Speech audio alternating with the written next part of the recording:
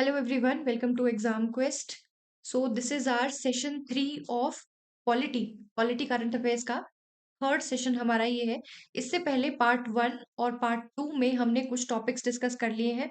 Major portion हमारा cover हो चुका है, कुछ टॉपिक्स इसमें बचे हैं। इसमें हम जून से सितंबर तक के करंट अफेयर्स डिस्कस कर रहे हैं पॉलिटी के। ठीक है, सोर्सेज आपको पता है दैट एवरीथिंग इज कवर्ड और इसके बियॉन्ड आपको कहीं भी जाने की जरूरत नहीं पड़ेगी। अच्छा, पार्ट 1 पार्ट 2 जिसने देखे हैं वो मेरे क्वेश्चन का आंसर देंगे। एक ही क्वेश्चन पूछती हूँ।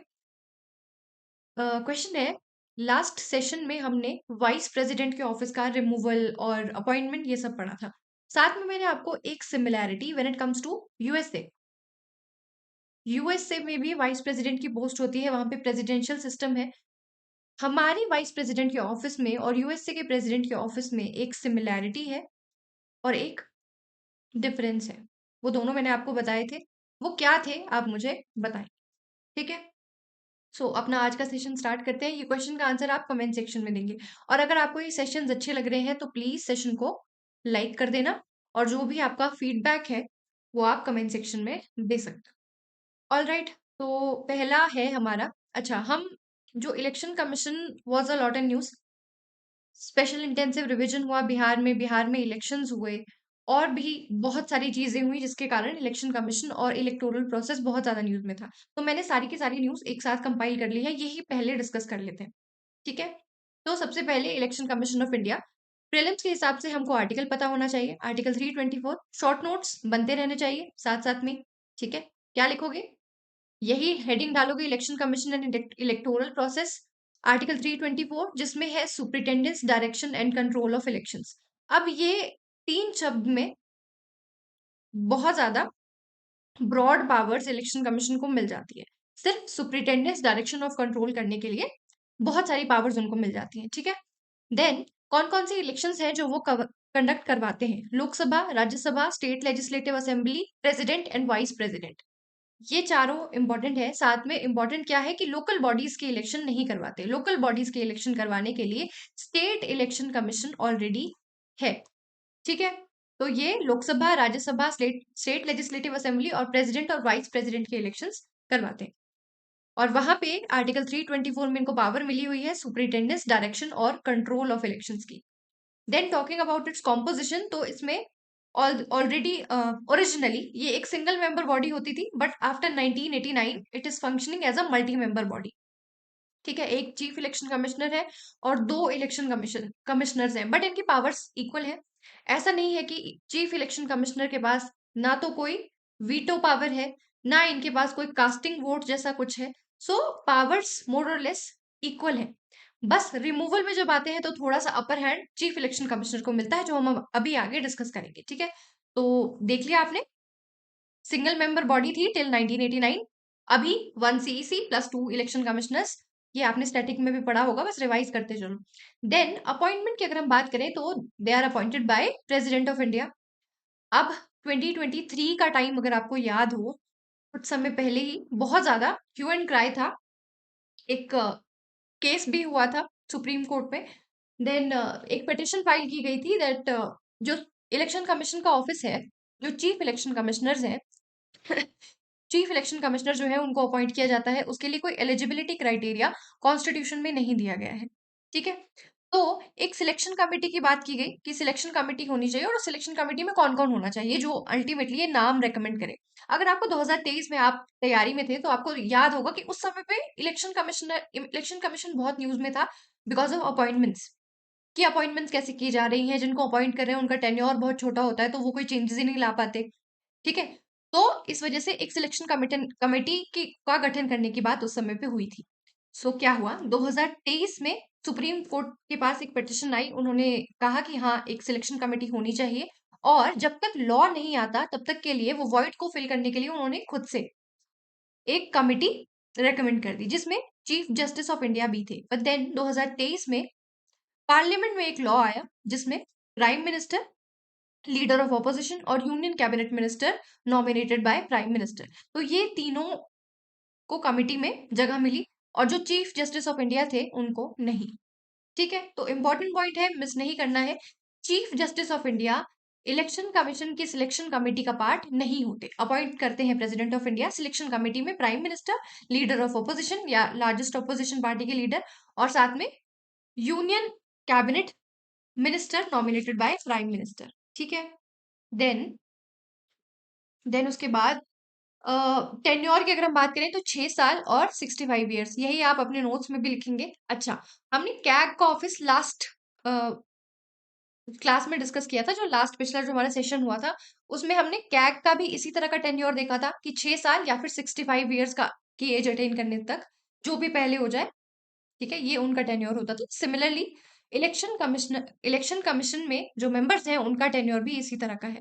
नाउ जो चीफ इलेक्शन कमिश्नर है वो सिक्योरिटी ऑफ टेन्योर इंजॉय करते हैं, just like CAG and just like supreme court जजेस। They can only be remove by parliament through impeachment. Same procedure जैसे सुप्रीम कोर्ट के जज को रिमूव किया जाता है। ये हम पिछली दोनों ही क्लासेस में डिस्कस कर चुके हैं कि कैसे सुप्रीम कोर्ट के जज को रिमूव किया जाता है। सेम प्रोसीजर है, ये याद रखना। वही पूरा कि पार्लियामेंट में पहले आएगा, रेजोल्यूशन आएगा, देन उसके बाद एक इंक्वायरी होगी, इन्वेस्टिगेटिव कमेटी आएगी, उसके बाद दोनों हाउसेस में स्पेशल मेजोरिटी से पास होगा।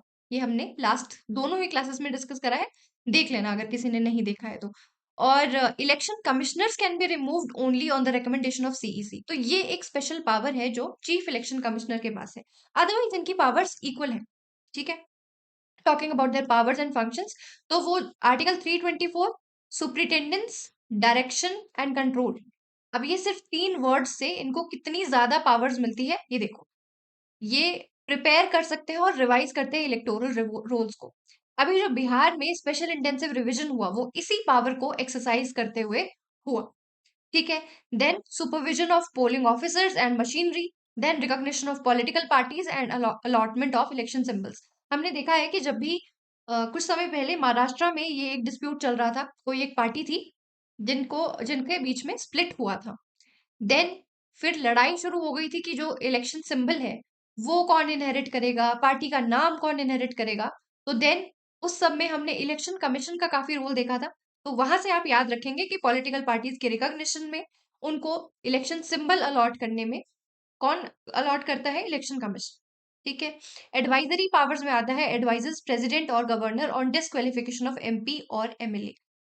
अब डिस्क्वालिफिकेशन सुनते ही अगर किसी के दिमाग में 10th शेड्यूल आ जाता है, ठीक है, या फिर उसको लगता है कि जो 10th शेड्यूल के अंडर डिस्क्वालिफिकेशन होती है और वो तो स्पीकर करते हैं या chairman, presiding officer to be precise. ठीक है, प्रिजाइडिंग ऑफिसर करते हैं, तो वो एकदम गलत है। उसको ये भी ध्यान रखना पड़ेगा कि आर्टिकल 103 एंड 192 इन दोनों में भी डिस्क्वालिफिकेशन की बात हुई है। Actually there are two kind of disqualification. ठीक है, there is constitutional disqualification and there is political disqualification. जो 10th शेड्यूल में होती है ना वो पॉलिटिकल डिस्क्वालिफिकेशन है, वो जो विप नहीं तुमने मानी या तुमने पार्टी चेंज कर ली, नॉमिनेटेड मेंबर थे तुमने 6 महीने के बाद पार्टी ज्वाइन करी, वो सारी जो डिस्क्वालिफिकेशन है वो आती है अंडर पॉलिटिकल डिस्क्वालिफिकेशन, जो कि 10th शेड्यूल में मेंशन है, और वहां पे फैसला या डिसीजन लेते हैं स्पीकर या चेयरमैन। ये जो दूसरी है जिसमें इलेक्शन कमीशन का भी रोल आता है, तो we have read about 100 article 102। ठीक है, आर्टिकल 102 के बारे में हमने पढ़ा है, जिसमें हम पढ़ते हैं कि देर आर सर्टेन डिस्क्वालिफिकेशंस। ठीक है, कुछ डिस्क्वालिफिकेशंस है जो मेंशन्ड है, जिसमें सबसे फेमस ऑफिस ऑफ प्रॉफिट जो आपको याद ही होगा। आपको आर्टिकल 102 याद ही कैसे होगा कि ऑफिस ऑफ प्रॉफिट का इसमें मेंशन है। पर इसमें 2-3 डिस्क्वालिफिकेशन और भी हैं। एक है ऑफिस ऑफ प्रॉफिट, एक है सिटीजनशिप, कि अगर आप किसी और कंट्री की सिटीजनशिप अक्वायर कर लेते हैं तो भी डिस्क्वालीफाई कर दिया जाएगा एमपी या एमएलए को। और साथ में एक है अनसाउंड माइंड, ये डिक्लेयर कर दिया जाए कि आपका दिमाग ठीक नहीं है या आप इंसॉल्वेंट है। ठीक है, बैंकरप्ट आप हो चुके हैं, इस तरह की और भी डिस्क्वालिफिकेशंस यहाँ है। इंसॉल्वेंसी, अनसाउंड माइंड, सिटीजनशिप, कहीं और की citizenship, office of profit etcetera. तो ये कहाँ मेंशन्ड है, ये मेंशन्ड है आर्टिकल 102 में। देन 103 कहता है कि कौन होगा अथॉरिटी और कौन क्या होगा प्रोसीजर रिमूव करने का या डिस्क्वालीफाई करने का, जब बात आएगी कॉन्स्टिट्यूशनल डिस्क्वालिफिकेशन की। ठीक है, और वहां पे फिर डिस्क्वालीफाई कौन करेगा, प्रेसिडेंट करेगा, लेकिन वो पहले एडवाइस लेंगे किससे? इलेक्शन कमीशन से, और ये एडवाइस होगी बाइंडिंग। इंपॉर्टेंट पॉइंट अपने नोट्स में आप लिखेंगे, ये बाइंडिंग एडवाइस होती है और एडवाइस पहले ली जाती है इलेक्शन कमीशन से, देन प्रेसिडेंट फाइनली रिमूव या डिस्क्वालीफाई कर देते हैं उस मेंबर को on the basis of constitutional disqualification. ठीक है, दोनों क्लियर करने की कोशिश मैंने की है, होपफुली आपको क्लियर हुआ होगा। Then article 192 similarly for the legislative assembly के मेंबर्स जो है, एमएलए जो होते हैं, उनको गवर्नर के पास सिमिलर तरह की पावर्स होती है, वहां पे भी वो इलेक्शन कमीशन से ही एडवाइस लेते हैं। देन क्वाजाई जुडिशियल पावर्स भी उनके पास होती हैं, जैसे कि सेटल करने होते हैं disputes, recognition and symbol of political parties, जो मैंने आपको अभी महाराष्ट्र वाला एग्जांपल दिया वही है ये। मॉडल कोड ऑफ कंडक्ट कौन इंप्लीमेंट करता है? Election commission, and it is issued by ECI during elections. जैसे ही इलेक्शन शेड्यूल अनाउंस हो जाता है और जब तक रिजल्ट डिक्लेयर नहीं होता तब तक मॉडल कोड ऑफ कंडक्ट चालू रहता है। इसमें अ, अ, बहुत सारी गाइडलाइंस सॉर्ट ऑफ होती हैं पॉलिटिकल पार्टीज के लिए कि आप ये चीजें नहीं कर सकते। फॉर एग्जांपल रूलिंग पार्टीज नई स्कीम नहीं कोई नई स्कीम नहीं वो करेगी, अनाउंस करेगी, इस तरह के मॉडल कोड ऑफ कंडक्ट है ये, और जो कि कोई लॉ नहीं है और एनफोर्सिएबल भी नहीं होते वो मॉडल कोड ऑफ कंडक्ट को। अगर आप कि इनकी उल्लंघन अगर कोई पार्टी करती है तो ऐसा नहीं है कि उनको उनके अगेंस्ट कोई एक्शन लिया जा सकता है, बट हाँ दे आर एनफोर्सिएबल थ्रू ऐसे बहुत सारे पॉइंट्स हैं जो एमसीसी में भी लिस्टेड है और किसी और एक्ट में भी है, जैसे representation of people act. Last class में हमने डिस्कस करा था अबाउट सेक्शन 8, है ना, representation of people act section 8 हमने डिस्कस करा था, that discussed about corrupt practices. ठीक है, देन सेक्शन 8A, इसमें भी हमने देखा था, जब हम कब पढ़ा था याद करो, क्या पढ़ रहे थे हम पढ़ रहे थे अबाउट अनटचेबिलिटी। फिर हमने देखा था कि अगर कोई एमपी या एमएलए या कोई कैंडिडेट, इलेक्शन का कैंडिडेट है, अगर वो अगर वो इस तरह का भड़काऊ भाषण देता है, कास्ट बेस्ड मोबिलाइजेशन करता है, इस तरह के दो धर्मों को या दो कास्ट को आपस में लड़ाने की कोशिश करता है, अनटचेबिलिटी प्रैक्टिस करता है, तो it is an offence under RPA 1951। तो देखो, अगर मॉडल कोड ऑफ कंडक्ट में भी यही सब बातें की जाती है, देन आरपीए से भी वो एनफोर्स हो जाती है, देन आईपीसी प्रोविजंस और मॉरल अथॉरिटी ऑफ ईसीआई। सो ये कुछ रोल्स हैं जो इलेक्शन कमीशन ऑफ इंडिया के हैं। Now these are certain important judicial judgments. सबसे पहले T N Seshan versus union of India, इसमें कहा कि जितने भी इलेक्शन कमिश्नर्स हैं तीनों, इनकी पावर्स इक्वल रहेंगी। ठीक है, सभी की पावर्स इक्वल है। जो चीफ इलेक्शन कमिश्नर है उनके पास ना तो कोई वीटो पावर है ना कोई कास्टिंग वोट है, सब इक्वल है। Then Mohinder Singh Gill versus chief election commission, ये अभी न्यूज में था ये पर्टिकुलर जजमेंट, तो हम अभी डिस्कस करेंगे ये वाला। ठीक है, इसमें बस ये कहा गया था कि जो आर्टिकल 324 है वो उसके अंडर जो पावर्स इलेक्शन कमीशन को मिली है, they are plenary in nature. क्या मतलब होता है प्लेनरी पावर्स का? मतलब दे आर कंप्लीट, उनको किसी और की एज सच किसी और की आज्ञा की जरूरत नहीं है अपनी पावर्स एक्सरसाइज करने के लिए। ठीक है, तो जो मैं आपको पहले से बता रही हूँ, स्टार्ट ही हमने वहां से किया है कि जो ये सुपरिटेंडेंस डायरेक्शन एंड कंट्रोल है, इसके अंडर बहुत सारी पावर्स आ जाती हैं। बस उन्हीं को कह रहे हैं plenary powers, that they are complete in nature, complete jurisdiction है अपनी पावर्स पे इलेक्शन कमीशन का, और उनको किसी की भी एडवाइस की या किसी की भी आज्ञा की जरूरत नहीं पड़ती while exercising these powers. Then Anoop Barnwal case 2023, ये वही अपॉइंटमेंट वाला है कि एक सिलेक्शन कमेटी होनी चाहिए। फिर सुप्रीम कोर्ट ने एक सिलेक्शन कमेटी बताई, अभी याद करो उस सिलेक्शन कमेटी में कौन कौन था, जस्ट अभी पढ़ के आए हैं।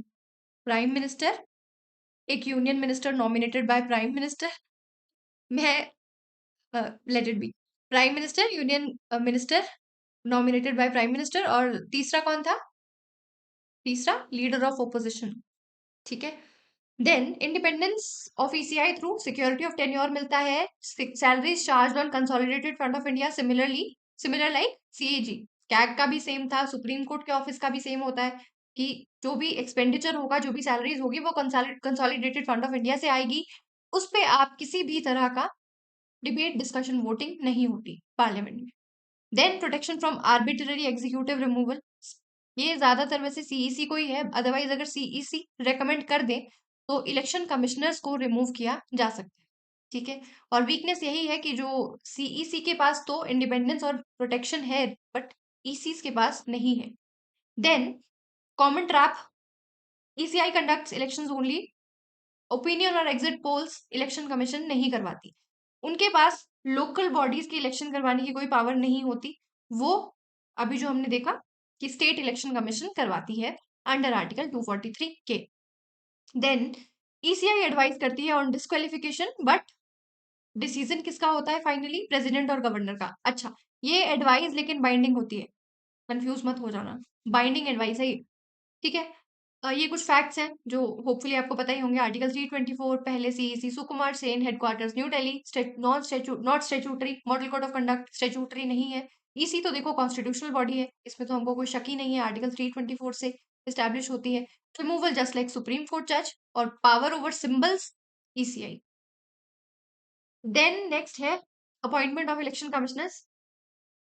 ये हमने जस्ट अभी अभी डिस्कस करा है, ठीक है। सिलेक्शन कमेटी हमने अभी अभी डिस्कस करी कि प्राइम मिनिस्टर होते हैं, यूनियन होम मिनिस्टर, और यूनियन होम मिनिस्टर नहीं एक्चुअली, कोई भी union minister recommended by prime minister, but usually home minister को ही उन्होंने रेकमेंड किया है अभी तक, जो भी लास्ट सिलेक्शन हुई है, तो उसकी वजह से यूनियन होम मिनिस्टर यहाँ पे लिखा है, ठीक है।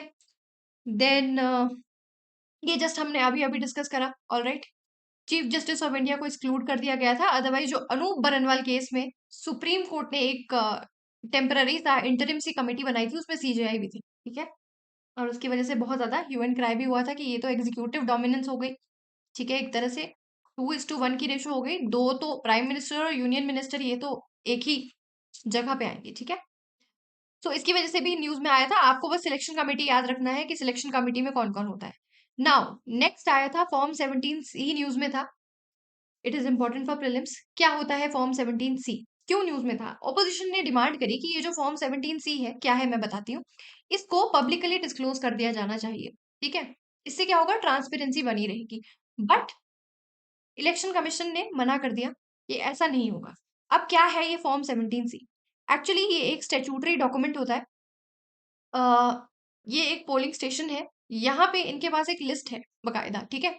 ये रिकॉर्ड कर रहे हैं कि, अच्छा सुनो, सबसे पहले आता है एक फॉर्म 17A, समझना थोड़ा जरूरी है आप लोगों के लिए। फॉर्म 17A एक होता है, उसमें पोलिंग स्टेशन में कौन कौन से लोग हैं जिनको इस पोलिंग स्टेशन पे आके वोट देना है, लिस्ट बनी हुई है कि ये वोटर्स यहाँ पे आके इस पर्टिकुलर पोलिंग स्टेशन में आके वोट देंगे। तो ये आया form 17A। Then form 17C है किस किसने एक्चुअली में वोट दिया। तो voter turnout details are recorded by polling officers, और उस डॉक्यूमेंट को हम कहते हैं फॉर्म 17C। एक्चुअली इसके दो पार्ट है, एक में तो है कि कौन कौन सा वोटर टर्नआउट का कौन सा रहा, एक है लिस्ट पहले आई कि कौन कौन से वोटर्स यहाँ पे आके वोट देंगे, किसने एक्चुअली में वोट दिया, वो आया फॉर्म 17C। देन बाद में रिजल्ट भी दिया होता है कि इस पर्टिकुलर पोलिंग स्टेशन से कौन विजेता आ रहा है, किसको वोट ज्यादा मिली है। तो ये पार्ट 2 में मेंशन होता है, बट ये बाद पे आता है, ठीक है। तो जो ओपोजिशन कह रही थी वो कह रही थी कि फॉर्म 17C को पब्लिक डोमेन में आना चाहिए। अच्छा, ये एक स्टेचूटरी डॉक्यूमेंट है, कंडक्ट ऑफ इलेक्शन रूल्स 1961, इसके अंडर ये आता है, ठीक है। समझ आ गया? छोटी सी बात है, फॉर्म 17C क्या होता है? Total numbers of vote polled और वोटर टर्नआउट कितना रहा, ये which is recorded by polling officer, ये इंफॉर्मेशन इसमें होती है। ये किस किस को दिया जाता है? कैंडिडेट्स को दिया जाता है और पोलिंग एजेंट्स को दिया जाता है, पब्लिकली डिस्क्लोज नहीं किया जाता, ठीक है। Statutory document, conduct of election rules 1961। Then registered unrecognised political parties. Actually क्या हुआ, अभी जब इलेक्शन कमीशन ने एक ड्राइव चलाया और उन्होंने क्या किया, जो भी कुछ ऐसी पार्टीज थी जो कि रजिस्टर्ड है सेक्शन 29A के तहत, अनरिकॉग्नाइज्ड है, नेशनल पार्टी नहीं है, स्टेट पार्टी नहीं है, बट रजिस्टर्ड पार्टीज हैं। बट ऐसा देखा गया है कि 2019 के बाद इन्होंने ना तो कोई ऐसी कुछ पार्टीज जिन्होंने कोई इलेक्शन में पार्टिसिपेट नहीं किया है, उनके ऑफिस ट्रेसेबल नहीं है, कोई उनकी सच काम धाम नहीं दिखाई दे रहा है सामने, तो उनको डीलिस्ट करने का फैसला इलेक्शन कमीशन ने लिया। डी रजिस्टर नहीं कह रही हूँ, डी लिस्ट कह रही हूँ, समझो क्या है दोनों चीजें।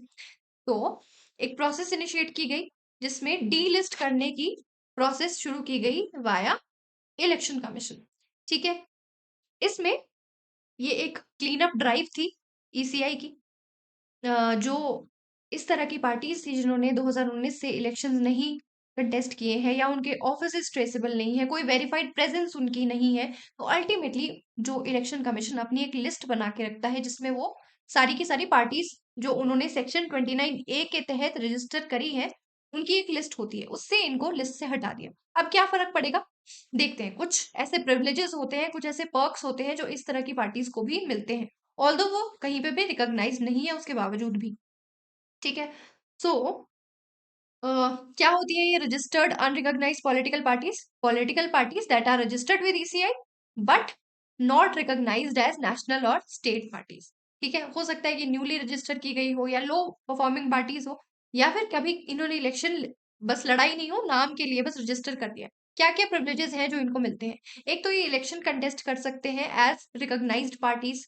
ठीक है, इंडिपेंडेंट इलेक्शन नहीं होगा, एज रिकॉग्नाइज्ड पार्टीज ये लोग इलेक्शन लड़ेंगे। देन इनको कुछ टैक्स एग्जेम्पशंस मिलती हैं। ठीक है, under section 13A income tax act 1961 कुछ टैक्स एग्जेम्पशंस इनको मिलती है जो एक बार डीलिस्ट होने के बाद फिर अब नहीं मिलेगी। इलेक्शन सिंबल मिल जाता है एक रजिस्टर्ड पार्टी को। फिर वो जो सिंबल आपका है, फॉर एग्जाम्पल मेरा सिंबल है ये स्टाइलस, अगर मैं रजिस्टर करती हूँ पार्टी तो फिर ये स्टाइलस का सिंबल किसी और को नहीं मिलेगा। ठीक है,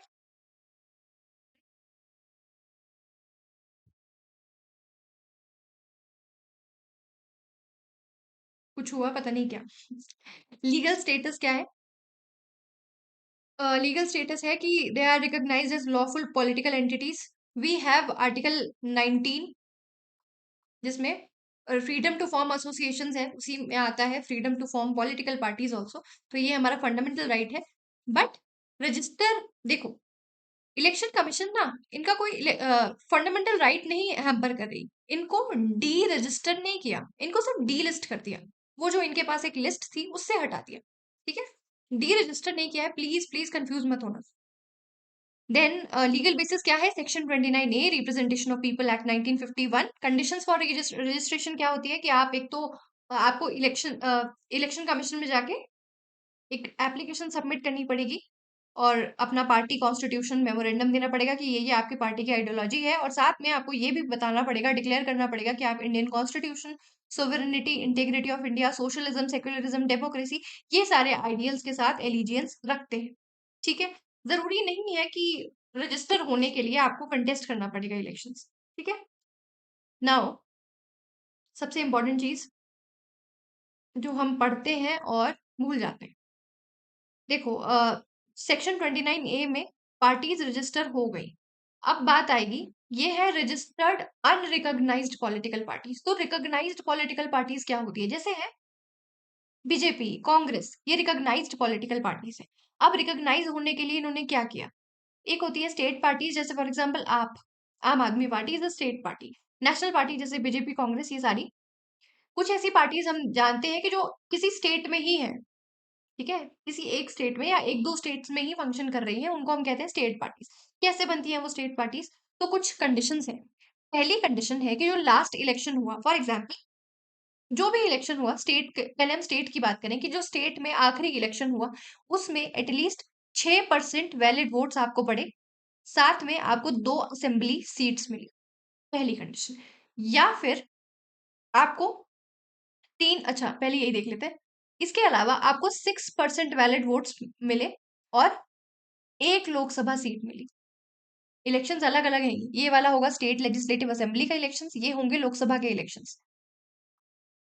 असेंबली इलेक्शंस हुए, विधानसभा के इलेक्शंस हो रहे थे, आपकी पार्टी को 6% वोट मिले और साथ में 2 लेजिस्लेटिव असेंबली की सीट्स भी मिल गई, तो आप स्टेट पार्टी बन गए, स्टेट रिकॉग्नाइज्ड पार्टी बन गए। ठीक है, दूसरा लोकसभा के इलेक्शंस हुए, आपको 6% वोट पड़े उस पर्टिकुलर स्टेट में और साथ में आपको एक लोकसभा की सीट भी मिली। फॉर एग्जाम्पल हिमाचल से आपको एक लोकसभा सीट मिल गई और साथ में 6% वोट्स आपको मिल गए। ठीक है, तो आप रिकॉग्नाइज हो गए। तीसरी कंडीशन है, आपको 3% असेंबली सीट्स मिली। ठीक है, या फिर 3% असेंबली सीट्स मिली या 3 सीट्स मिली, विच एवर इज मोर। ठीक है, 3% सीट्स या 3 सीट्स। तो ये अगर तीनों में से कोई भी एक कंडीशन आपने फुलफिल कर ली तो आप स्टेट पार्टी बन गए। Now talking about national party, तो नेशनल पार्टी बनने के लिए कोई एक कंडीशन ऑब्वियसली फुलफिल करनी है। तो इसमें क्या है कि 6% votes in 4 states, 6% of votes in 4 states. ठीक है, प्लस 4 लोकसभा सीट्स। पहली कंडीशन 6% वोट, 4 स्टेट्स में 6-6% वोट पड़े एंड 4 लोकसभा सीट्स, ठीक है। देन उसके अलावा एटलीस्ट 2% लोकसभा सीट्स मिली, या फिर 2% कितना हुआ, 11 सीट्स, या तो 11 सीट्स मिली, या फिर 3 स्टेट से, मतलब एटलीस्ट 3 स्टेट से आपको 11 सीट्स मिली, 3 स्टेट्स में 11 सीट्स मिली, which comes out to be 2% of Lok Sabha seats. ये 2 कंडीशंस हो गई। तीसरी कंडीशन हुई, आपको रिकॉग्नाइज कर लिया है 4 स्टेट्स में एज स्टेट पार्टी। जैसे अभी आम आदमी पार्टी है, अगर उनको 1-2 स्टेट्स में और रिकॉग्नाइज कर लिया जाए तो वो फिर एक नेशनल पार्टी बन जाएगी, ठीक है। 4 स्टेट्स में आपको अगर as a state party recognise कर लिया जाता है तो वो एक नेशनल पार्टी बन जाएगी, ठीक है। I know it's very confusing, याद भी नहीं रहता, तो कोशिश करते हैं याद करने की। सबसे पहले स्टेट का, स्टेट में 6% स्टेट लेजिस्लेटिव असेंबली में वोट मिल गए या 2 सीट्स मिल गई, ठीक है। देन 6% लोकसभा में वोट्स मिल गए, लोकसभा इलेक्शंस में वोट मिल गए, या 1 लोकसभा सीट मिल गई, ठीक है। पहले 2, अगर 2 असेंबली सीट्स या 1 लोकसभा सीट्स, ठीक है। देन 3% या तो वोट मिल गए, या 3%, 3% सॉरी 3% सीट्स मिल गई, या 3 सीट्स मिल गई, तो उसमें क्या हुआ, स्टेट में आपको रिकॉग्नाइज कर लिया जाएगा। नेशनल में एक सबसे पहला जो सिंपल याद रखना है कि अगर 4 स्टेट्स में आपको स्टेट पार्टी रिकॉग्नाइज कर लिया तो आप ऑटोमेटिकली बन गए नेशनल पार्टी। देन अगली है कि आपको 2% लोकसभा सीट्स मिल गई, which comes out to be 11 seat, और वो आपको 3 स्टेट्स में मिला के 11 सीट्स मिल गई, ठीक है। और 3 स्टेट से, मतलब आपको 3 अलग अलग स्टेट से आपको 11 सीट्स अगर टोटल आपकी हो गई तो आप नेशनल पार्टी बन गए। एंड 6% इन 4 स्टेट्स, या फिर 4 लोकसभा सीट्स, तो ये नेशनल असेंबली के लिए है। इस तरह का टेबल बनाना, उसको याद करने की कोशिश करना आ सकता है, क्योंकि इलेक्शन कमीशन न्यूज में था, पॉलिटिकल पार्टीज का रिकॉग्निशन और ये सब काफी न्यूज में, ठीक है। ये टेबल बना के याद कर सकते हैं। नाउ डीलिस्टिंग से रिलेटेड जो मैं आपको समझा रही थी कि ईसीआई के पास कोई ऐसी पावर नहीं है जिससे वो पॉलिटिकल पार्टीज को डीरजिस्टर कर सके, बट उनके पास डी लिस्ट करने की पावर है, जो उनकी अपनी एडमिनिस्ट्रेटिव पर्पस के लिए उन्होंने लिस्ट बनाई है, और जिस लिस्ट से फिर उनको टैक्स एग्जेम्पशन, सिंबल्स, ये सब मिल जाता है। अल्टीमेटली इस लिस्ट से वो डी लिस्ट कर सकते हैं, ठीक है। अदरवाइज लीगल डी रजिस्ट्रेशन नहीं कर सकते, ठीक है। एडवांटेजेस क्या होती है रिकॉग्नाइज्ड पार्टीज की, ये वाली कंडीशंस हमने देखी, नेशनल पार्टी, स्टेट पार्टी, इसकी एडवांटेजेस क्या है। एक तो आपके पास परमानेंट सिंबल मिल जाएगा, जैसे बीजेपी का सिंबल है लोटस, तो लोटस से मैं चुनाव नहीं लड़ सकती, वो उनका परमानेंट सिंबल है, ठीक है। Then free air time, Doordarshan और ऑल इंडिया रेडियो पे आपको टाइम अलॉट किया जाएगा ईसीआई के द्वारा अपना प्रचार करने के लिए, और ये फ्री में होगा, ठीक है। देन स्टार कैंपेनर्स आप नॉमिनेट कर सकते हैं ऑफिशियली। देन प्रायोरिटी फैसिलिटीज में जो इलेक्टोरल रोल्स और कैंपेन परमिशंस आपको मिल सकते हैं, और इलेक्टोरल रोल्स भी दिए जाएंगे, इलेक्शन कमीशन आपको इलेक्टोरल रोल्स देगा, ठीक है, फ्री में। ये क्विक रिवीजन के पॉइंट्स हैं, समराइज किया है मैंने। नाउ इलेक्टोरल रोल रिवीजन, हमने काफी ज्यादा इसको न्यूज में देखा, special intensive revision, summary revision, क्या होता है ये।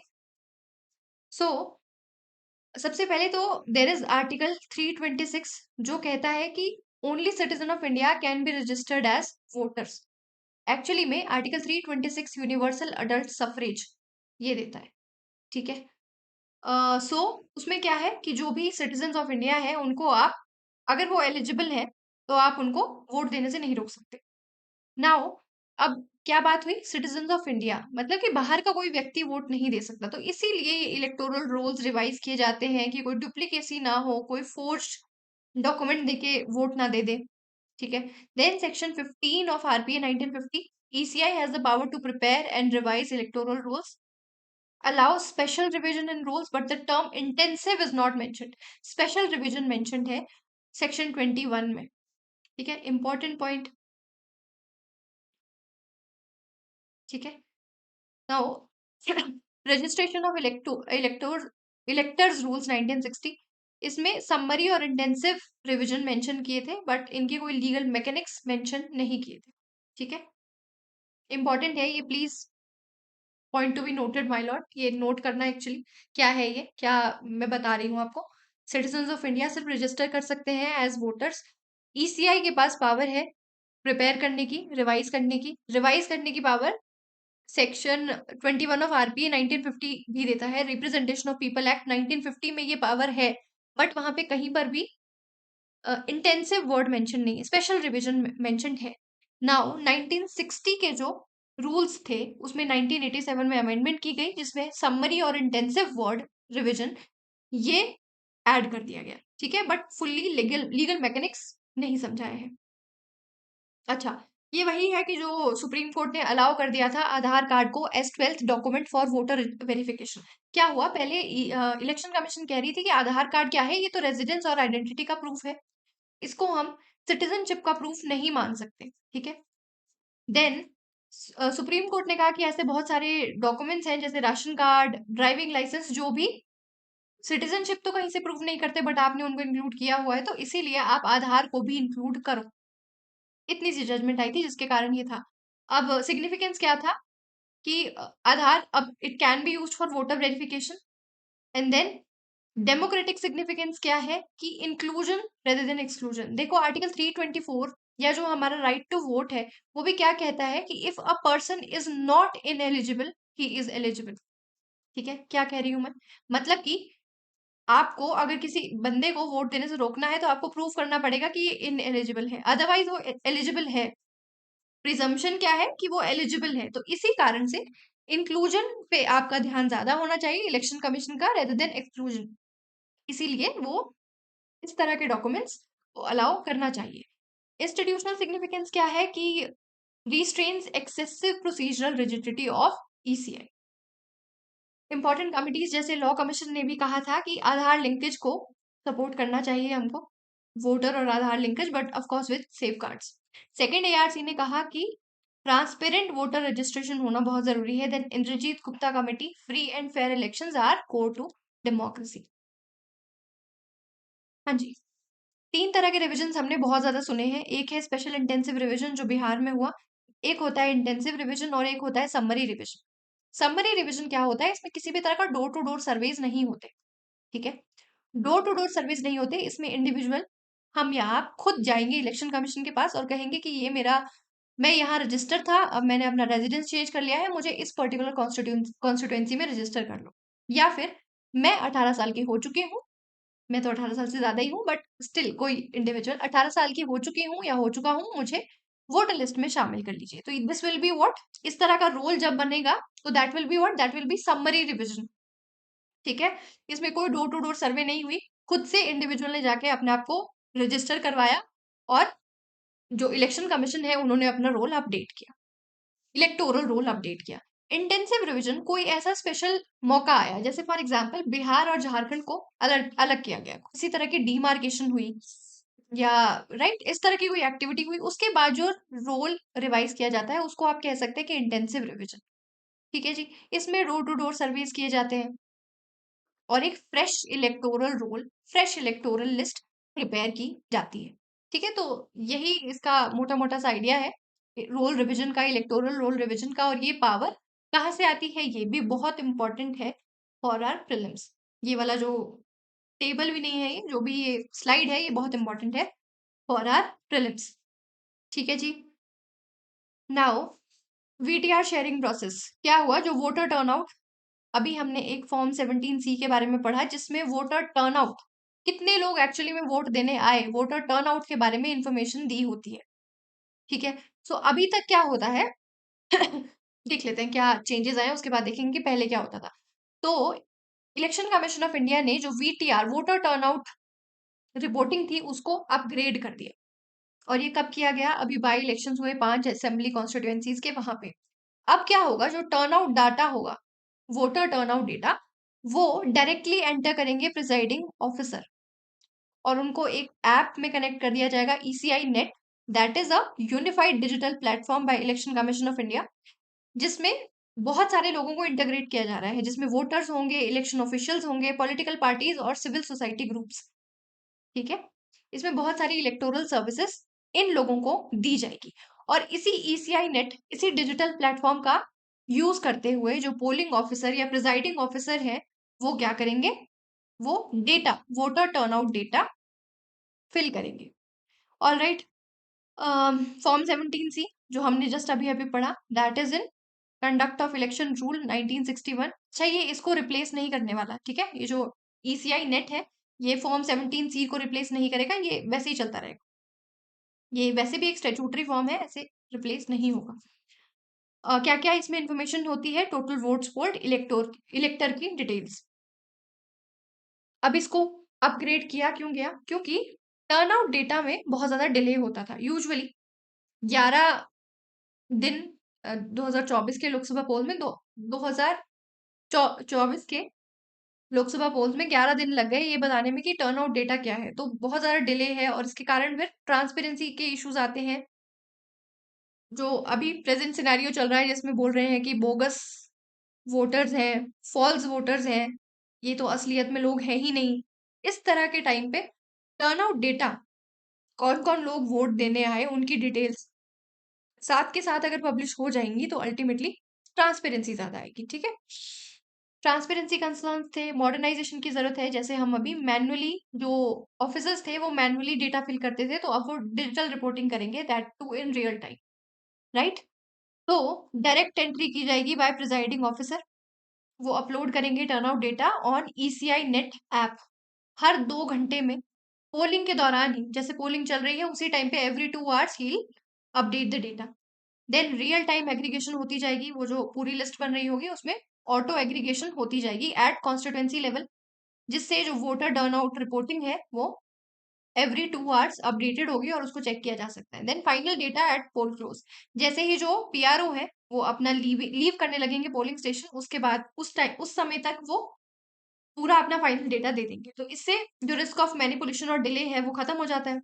ऑफलाइन मोड भी इसमें है कि अगर इंटरनेट कहीं नहीं है, रिमोट एरियाज में फंक्शनिंग हो रही है, तो वहां पर भी सिंक हो जाएगा वो ऑटोमेटिकली जैसे ही कनेक्टिविटी आएगी, ठीक है। क्या डिफरेंस है? पहले क्या होता था कि जैसे जो प्रिजाइडिंग ऑफिसर्स थे वो सेक्टर ऑफिसर को डेटा देंगे, देन वो आरओ को देंगे, and then through call, SMS और व्हाट्सएप, और फिर वो डेटा, वो लिस्ट तैयार होके आएगी वोटर टर्नआउट की। और मैनुअल एग्रीगेशन होता था, इसमें भी एवरी 2 आवर्स था, बट दैट वाज मैनुअल। अब डिजिटल हो रहा है, ऑटोमेटेड हो रहा है, ऑटो एग्रीगेशन है। और जो प्रिजाइडिंग ऑफिसर है वो डायरेक्टली ईसीआई नेट पे अपलोड करेंगे। ये जो पहले था सेक्टर ऑफिसर के पास जाएगा देन आरओ के पास जाएगा, ऐसा कुछ नहीं होने वाला। और फाइनल डेटा अपलोड कब होगा? जैसे ही उसकी ड्यूटी खत्म होती है, वो छोड़ने वाला है, वो जाने वाला है पोलिंग स्टेशन से, वो डेटा अपलोड कर देगा। पहले क्या होता था कि लेट नाइट या नेक्स्ट डे या जैसे उनकी ड्यूटी खत्म हो गई उसके बाद करते थे, इसीलिए काफी ज्यादा दिन और काफी ज्यादा डिले भी हो जाता था। ये समरी है। देन अच्छा, आज आपको पीडीएफ फाइनली मिल जाएगी क्योंकि आज खत्म है ये पूरा, हमारा पॉलिटी का सेक्शन पूरा आज कंप्लीट हो जाएगा, ठीक है। हाँ, तो Mohinder Gill versus the election commissioner, अभी हमने पढ़ा था। ये कब पढ़ रहे थे हम, क्यों पढ़ रहे थे? और जब हमने देखा था कि इस पर्टिकुलर केस लॉ में क्या जजमेंट आई थी कि ईसीआई के पास प्लेनरी पावर्स हैं, कंप्लीट पावर्स हैं, कंप्लीट जुरिस्डिक्शन है ईसीआई के पास when it comes to elections. तो क्या हुआ? अम, ये केस दोबारा से न्यूज में आया था तो हम डिस्कस कर रहे हैं। रीपोलिंग और काउंटर मेंडिंग होता है रिवोक करना या विड्रॉ करना, ठीक है। तो इसमें क्या हुआ, इलेक्शंस को रिवोक किया गया और रीपोलिंग करवाई गई इन 1977 पार्लियामेंट्री इलेक्शन इन फिरोजपुर में। तो उस समय भी चैलेंज किया गया कि क्या इलेक्शन कमीशन ऑफ इंडिया के पास इस तरह की पावर्स है कि वो कंडक्ट करवाने की पावर तो उनके पास है, क्या वो रिवोक भी कर सकते हैं? तो उस समय पे सुप्रीम कोर्ट ने कहा कि ये जो पावर है आर्टिकल 324 की, ये प्लेनरी पावर्स है और इसमें बहुत सारी ऐसी पावर्स हैं जो वाइड रेजिडुअल है और वाइड है, ठीक है। ये हम डिस्कस कर चुके हैं वैसे, बट देख लेते हैं एक बार। तो कोर कॉन्स्टिट्यूशन प्रिंसिपल क्या उन्होंने कहा कि जो प्लेनरी पावर्स है अंडर आर्टिकल 324, जिसमें सुपरिटेंडेंस, डायरेक्शन और कंट्रोल आता है, these are wide residual and plenary powers. सिर्फ एडमिनिस्ट्रेटिव नहीं है, क्वेज़ाई जुडिशियल और प्रोएक्टिव भी हैं, वो खुद से भी चेंजेस ला सकते हैं या खुद से भी डिसीजंस ले सकते हैं। अच्छा, इन्होंने कहा कि अगर कोई इलेक्शन लॉ एग्जिस्ट करता है तो ईसीआई को फॉलो करना पड़ेगा। अगर कोई लॉ साइलेंट है या कोई गैप है तो ईसीआई एक्ट कर सकती है यूजिंग आर्टिकल 324, ठीक है। इसको क्या कहा है? इसको कहा गया reservoir of power principle, that there is this reservoir of power. Article 325 में बहुत सारी ऐसी पावर्स हैं जो रिजर्व्ड है, ठीक है, जो उसमें स्टोर्ड है ऑलरेडी। तो it includes power to order repoll also. क्या याद रखना है कि एक तो ये याद रखना है कि ईसीआई के पास प्लेनरी पावर्स हैं, ये रिजर्वॉयर ऑफ पावर प्रिंसिपल याद रखोगे, और ये भी याद रखोगे कि ईसीआई के पास पावर है टू ऑर्डर अ रीपोल, ठीक है। They can countermand an election, और साथ में they can also order repoll. Individual polling station के लिए भी, किसी एक पर्टिकुलर पोलिंग स्टेशन के लिए या एंटायर कॉन्स्टिट्यूएंसी के लिए भी इफ नेसेसरी। अच्छा, इवन तो आरबीआई मेंशन करता है कि पोलिंग सिर्फ पोलिंग स्टेशन मेंशन करता है, बट एससी ने कहा कि नहीं, एंटायर कॉन्स्टिट्यूएंसी के लिए भी अगर जरूरी है तो रीपोलिंग की जा सकती है, क्योंकि नेचुरल जस्टिस फ्लेक्सिबल है और प्रिंसिपल ऑफ नेचुरल जस्टिस को अप्लाई किया गया। आर्टिकल 329 बी क्या कहता है कि कोर्ट इंटरफेयर नहीं कर सकते इलेक्शन प्रोसेस में, ठीक है। इलेक्शन जब हो रहे हैं तो उस समय पे कोर्ट्स इंटरफेयर नहीं कर सकते। और अगर किसी को इलेक्शन से कोई दिक्कत है तो वो इलेक्शन पिटिशन फाइल कर सकता है, दैट टू आफ्टर रिजल्ट। जब रिजल्ट्स डिक्लेयर हो गए उसके बाद, इलेक्शन की प्रोसेस चल रही है तब कोर्ट्स इंटरफेयर नहीं कर सकते। इंपॉर्टेंट पॉइंट, अगर आपको नहीं पता था तो नोट करना। ये वही समरी है। Then legal status of right to vote. अच्छा, बताओ मुझे, राइट टू वोट क्या है? ये एक पीवाईक्यू भी है। Is right to vote a statutory right, legal right है, स्टेचूटरी राइट है, कॉन्स्टिट्यूशनल राइट है, या फंडामेंटल राइट है? किस तरह का राइट है ये? एक बार सोचो, मैं तो बताऊंगी अभी, बट एक बार खुद से सोचो कि कौन सा राइट है आपकी नजर में ये। ज्यादातर लोगों को कंफ्यूजन कहाँ होगी कि क्या कॉन्स्टिट्यूशनल राइट है क्योंकि आर्टिकल 324 है, या क्या ये लीगल राइट है, या स्टेचूटरी राइट है। स्टेचूटरी राइट है क्योंकि आरपीए 1950 से मिलता है, 1951 से, सॉरी, आरपीए 1951 से मिलता है। क्या लगता है? यही में कंफ्यूजन है, कंफ्यूजन दूर करते हैं। सो सुप्रीम कोर्ट ने जब स्पेशल इंटेंसिव रिवीजन पे हियरिंग करी, और स्पेशल इंटेंसिव रिवीजन में हो क्या रहा था, बहुत सारे ऐसे लोग थे जिनको अल्टीमेटली जो उनका वोट का अधिकार था, उनका राइट टू वोट था, वो हैम्पर हो रहा था। तो उसके कारण से फिर से ये राइट टू वोट की जो डिबेट है कि ये किस तरह का राइट है, वो फिर से शुरू हो गई, ठीक है। Now article 326 talks about universal adult franchise या सफरेज। नाउ क्या कहता है आर्टिकल 326? आर्टिकल 326 कहता है कि सिर्फ यूनिवर्सल अडल्ट फ्रेंचाइज की बात करता है कि जो भी इंडिविजुअल 18 साल से अबव है उसके पास राइट टू वोट है, ठीक है। तो ये आपको राइट टू वोट, ये आपकी कंट्री में यूनिवर्सल अडल्ट फ्रेंचाइज एस्टैब्लिश करता है, but right to vote as such ये नहीं देता, ठीक है। तो इससे हमको क्या समझ आया कि राइट टू वोट एक कॉन्स्टिट्यूशनल राइट नहीं है, ठीक है। और ये कोर्ट की इंटरप्रिटेशन के बाद आया है, मैं खुद से नहीं कर रही हूँ, खुद से इंटरप्रेट नहीं कर रही हूँ, ठीक है। अभी हम देखेंगे कि क्या क्या केस लॉज है। सुपरविजन क्या है? Conducted by election commission of India under article 324। Then laws कौन कौन से हैं? Representation of people act that deals with preparation of electoral rules, qualification and disqualification, और RPA 1951 conduct of election, corrupt practices, disputes. Now judicial interpretation क्या रही है? सबसे पहले तो कहा गया कि right to vote is a statutory right, कानूनी अधिकार है जो हमको आरपीए 1950 और 51 से मिलता है। देन ज्योति बासु केस में कहा कि ये कोई फंडामेंटल राइट नहीं है और कॉमन लॉ राइट भी नहीं है। कॉमन लॉ राइट क्या होता है? जैसे कॉमन लॉ में एस्टैब्लिश जो राइट्स होते हैं, जैसे for example right to life and liberty है, तो ये कॉमन लॉ का राइट है। Then PUCL versus union of India, इन्होंने कहा कि ये एक कॉन्स्टिट्यूशनल राइट है। इस पर्टिकुलर केस लॉ में ये आया कि ये एक कॉन्स्टिट्यूशनल राइट है। Then again it was reaffirmed कि it is a statutory right, कानूनी अधिकार है। Then again it was recognised as a constitutional right. But अभी recently Anoop Barnwal versus union of India 2023 में जो केस हुआ, जिससे सिलेक्शन कमेटी भी आई, याद करो वो सिलेक्शन कमेटी क्या थी, उसमें फाइनली ये कह दिया गया कि स्टेचूटरी राइट है। मेजोरिटी ने ये कहा कि एक स्टेचूटरी राइट है, और जो जस्टिस अजय रस्तोगी थे जिन्होंने डिसेंटिंग जजमेंट दी, उन्होंने इसको लिंक किया with article 19 clause 1 sub clause A, कि हमारे पास freedom of speech and expression है, और जो हम वोट दे रहे हैं ये भी एक तरह से हम एक्सप्रेस कर रहे हैं कि हम क्या चाहते हैं, अपने देश के लिए हम क्या चाह रहे हैं, तो वो एक्सप्रेशन है हमारा। इसलिए उन्होंने इसको फंडामेंटल राइट से लिंक करते हुए कहा, बेसिक स्ट्रक्चर से लिंक करते हुए कहा कि स्टैट्यूटरी नहीं, कॉन्स्टिट्यूशनल राइट है। बट अभी लीगल पोजीशन क्या है? कि right to vote is a statutory right, it operates within a constitutional framework. Fundamental right तो किसी हाल में नहीं है, बट स्टेचूटरी राइट है। क्वेश्चन आता है तो आप क्या टिक करेंगे? आप कहेंगे कि ये स्टेचूटरी राइट है। ठीक है जी। ये टाइप्स ऑफ राइट्स कौन कौन से होते हैं? जैसे नेचुरल राइट्स होते हैं, for example life and liberty, जो हमको फंडामेंटल राइट्स से इनडायरेक्टली डिराइव होते हैं। Statutory rights that are created by law, for example right to vote, specific legislation से आपको वो राइट मिला है। Constitutional right, right outside part 3, कौन कौन से? जैसे राइट टू प्रॉपर्टी है, पार्ट 12 से आपको जो मिलता है थ्रू एचसी अंडर आर्टिकल 2026, आप इसको एनफोर्स करवा सकते हैं। और फंडामेंटल राइट्स पार्ट 3 से जो गारंटीड है। तो इस तरह के राइट्स हैं जो हमको मिलते हैं। Right to vote is a statutory right. ठीक है। आर्टिकल 326 क्या देता है कि election to the house of people, Lok Sabha and legislative assembly shall be based on adult suffrage. तो आपके देश में यूनिवर्सल अडल्ट सफरेज होगा, सिर्फ ये कह रहा है आर्टिकल 326। डायरेक्टली आपको राइट टू वोट नहीं दे रहा। राइट टू वोट मिल रहा है रिप्रेजेंटेशन ऑफ पीपल एक्ट 1950 और 51 से। तो ये क्या है? ये क्योंकि ये कानून है, एक स्पेसिफिक लेजिस्लेशन से आपको मिल रहा है, तो ये राइट टू वोट है। सॉरी, राइट टू वोट नहीं, ये स्टैट्यूटरी राइट है। देन अभी क्या हुआ, इलेक्शन कमीशन से रिलेटेड बहुत सारी चीजें चेंज हुई, और उसी में एक चेंज क्या था कि रिकाउंट ऑफ वोट आज से पहले भी हुआ है, काफी बार ऐसा हुआ है कि ईवीएम्स को फिर से रिकाउंटिंग हुई है। ईवीएम्स ने जो रिकॉर्ड किया, उसके अलावा भी बैलेट पेपर वगैरह से रिकाउंटिंग की गई है। ईवीएम और बैलेट पेपर को कंफर्म किया है, क्रॉस एग्जामिनेशन हुई है। बट फर्स्ट टाइम क्या हुआ? फर्स्ट टाइम ऐसा हुआ कि अगस्त 2025 में सुप्रीम कोर्ट ने कहा कि मेरे प्रेमाइसेस में लेके आओ ईवीएम्स को, और फिर यहाँ पे रिकाउंटिंग होगी। ठीक है, तो ये पहली बार हुआ।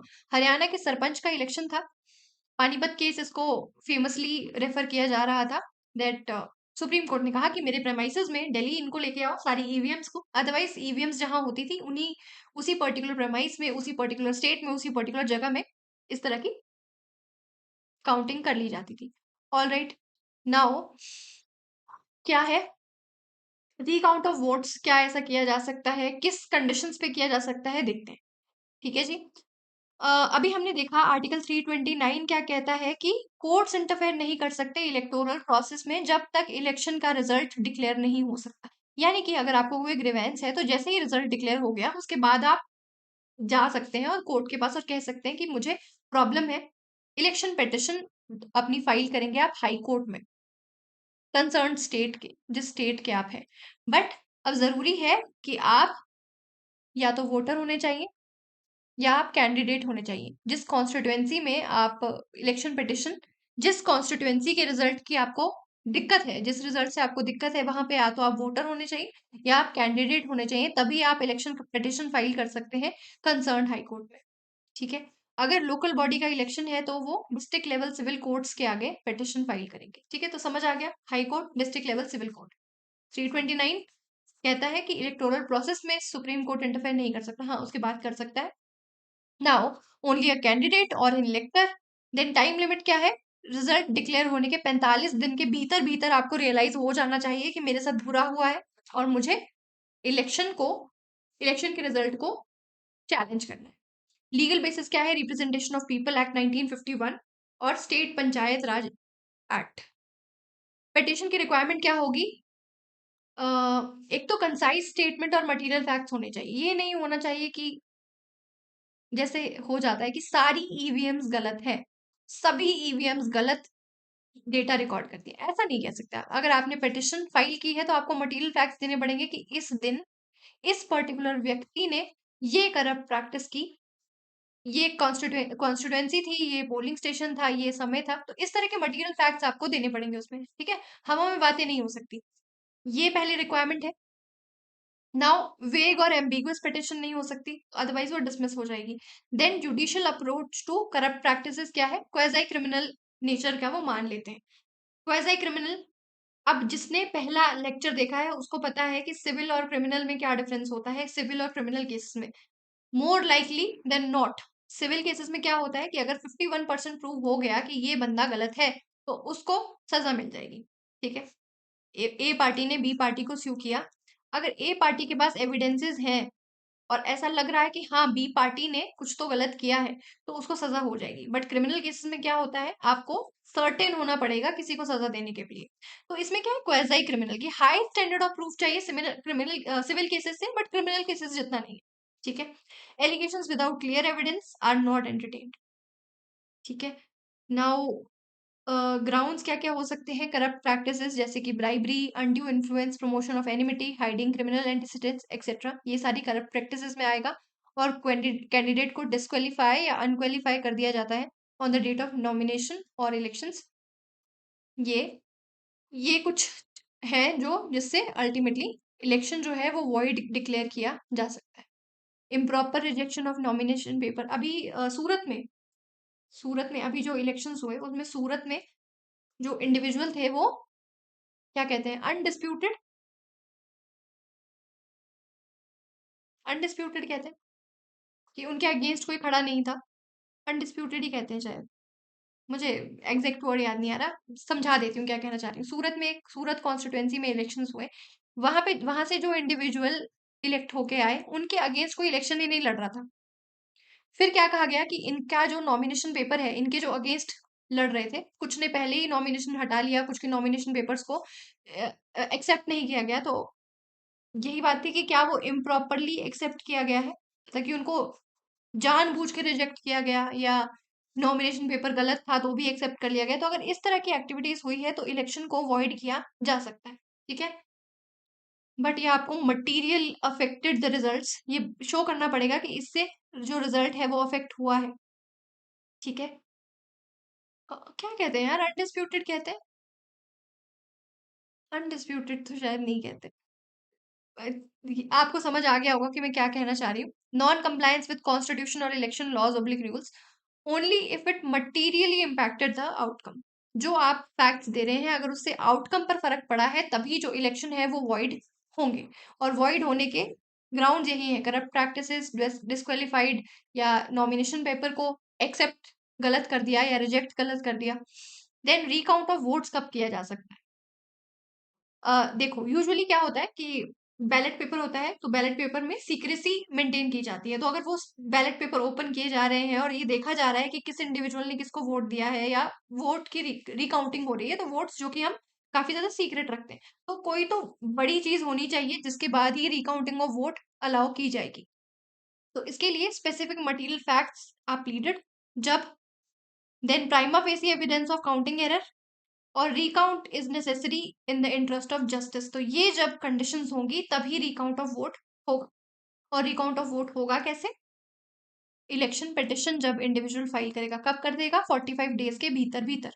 वो कौन होगा, या तो वो वोटर होगा या तो वो कैंडिडेट होगा। वो क्या करेगा, वो इलेक्शन पिटिशन में मटेरियल फैक्ट्स देगा कि इस दिन हुआ था, ये प्लेस था, ये कॉन्स्टिट्युएंसी थी, ये पोलिंग स्टेशन था, ये इंडिविजुअल था, इसने ये किया। ठीक है। नॉर्मली क्या होता है, जो इलेक्शन लोकेशन होती है वहीं पे रिकाउंटिंग कर दी जाती है, बट ये एक स्पेशल केस हुआ है जिसमें सुप्रीम कोर्ट ने अपने प्रेमाइसिस में बुलाया। अब क्या सुप्रीम कोर्ट एक नया विनर डिक्लेयर कर सकते हैं कि ये तो इलेक्शन में कुछ रिकाउंट ऑफ वोट में झोल झपाटा हुआ था, ये विनर नहीं है, ये विनर है। ऐसा 2024 में ही हुआ था चंडीगढ़ मेयर केस में। राइट। नाउ कर सकते हैं बट वेरी रेयरली। कंडीशंस क्या है कि अगर majority of valid votes polled, अगर कोर्ट सेटिस्फाइड है कि जो भी वैलिड वोट्स थे वो अनदर कैंडिडेट्स को मिले थे, या फिर जो must exclude votes obtained by corrupt practices, इनको एक्सक्लूड कर दिया जाएगा। और जब ये स्थापित हो गई बात कि जो वोट्स को अलाउ नहीं किया गया वो दूसरे इंडिविजुअल को पड़ रहे थे, और अल्टीमेटली वो जो इंडिविजुअल थे, वो जो वोट्स थे उनको इनवैलिड गलत बताया गया था, वो वैलिड वोट्स थे। ठीक है। जब वैलिड वोट्स को इनवैलिड वोट बताया गया, या वोट्स को ऑब्टेन जो इंडिविजुअल जीते हैं उनके करप्ट प्रैक्टिसेस द्वारा लिए गए जो वोट्स थे उनको एक्सक्लूड कर दिया जाएगा। जब काउंटिंग हुई और ये लगा कि ए बंदा नहीं बी बंदा विनर है, तो सुप्रीम कोर्ट विनर डिक्लेयर कर सकते हैं। और ऐसा सुप्रीम कोर्ट ने चंडीगढ़ मेयर केस में किया भी था।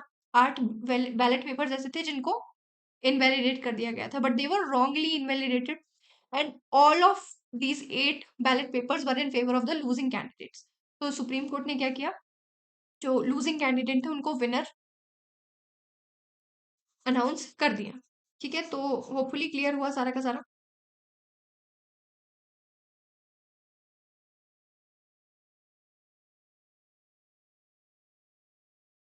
हाँ, गवर्नमेंट टाइटन्स रूल्स। मैं थोड़ा सा थक चुकी हूँ। कोई नहीं, बट हाँ, तो गवर्नमेंट ने टाइटन किए governing rules of OCI. OCI क्यों न्यूज में था? ओसीआई न्यूज में था जब हमारे प्रधानमंत्री जी गए Trinidad and tobacco. Trinidad and tobacco में वहां की 6th जनरेशन को वो देके आए ओसीआई कार्ड्स की अनुमति, ये आप ओसीआई कार्ड होल्डर हो सकते हो। 6th जनरेशन जो वहां पे अभी चल रही है, वो इंडियन ओरिजिन के लोगों की 6th जनरेशन अभी वहां है, तो उनको कहा कि आप ओसीआई होल्डर्स बन सकते हैं। मॉरिशस के जो प्रेसिडेंट है, सॉरी प्राइम मिनिस्टर है, और उनकी जो स्पाउस है, उनको दिया गया ओसीआई कार्ड। बहुत न्यूज में था ओसीआई, कहने का मतलब मेरा ये है। अब क्या हुआ, गवर्नमेंट ने ओसीआई गवर्निंग रूल्स को भी टाइटन कर दिया। ठीक है, क्या क्या रूल्स थे, क्या क्या टाइटनिंग हुई। तो सबसे पहले तो अगर क्या चेंजेस किए गए, अगर एक इंडिविजुअल है, उनको 2 साल से अधिक की सजा हो जाती है, तो उनका जो ओसीआई कार्ड है उसको नलीफाई कर दिया जाएगा। ठीक है, देन कैंसलेशन और चार्ज शीटिंग।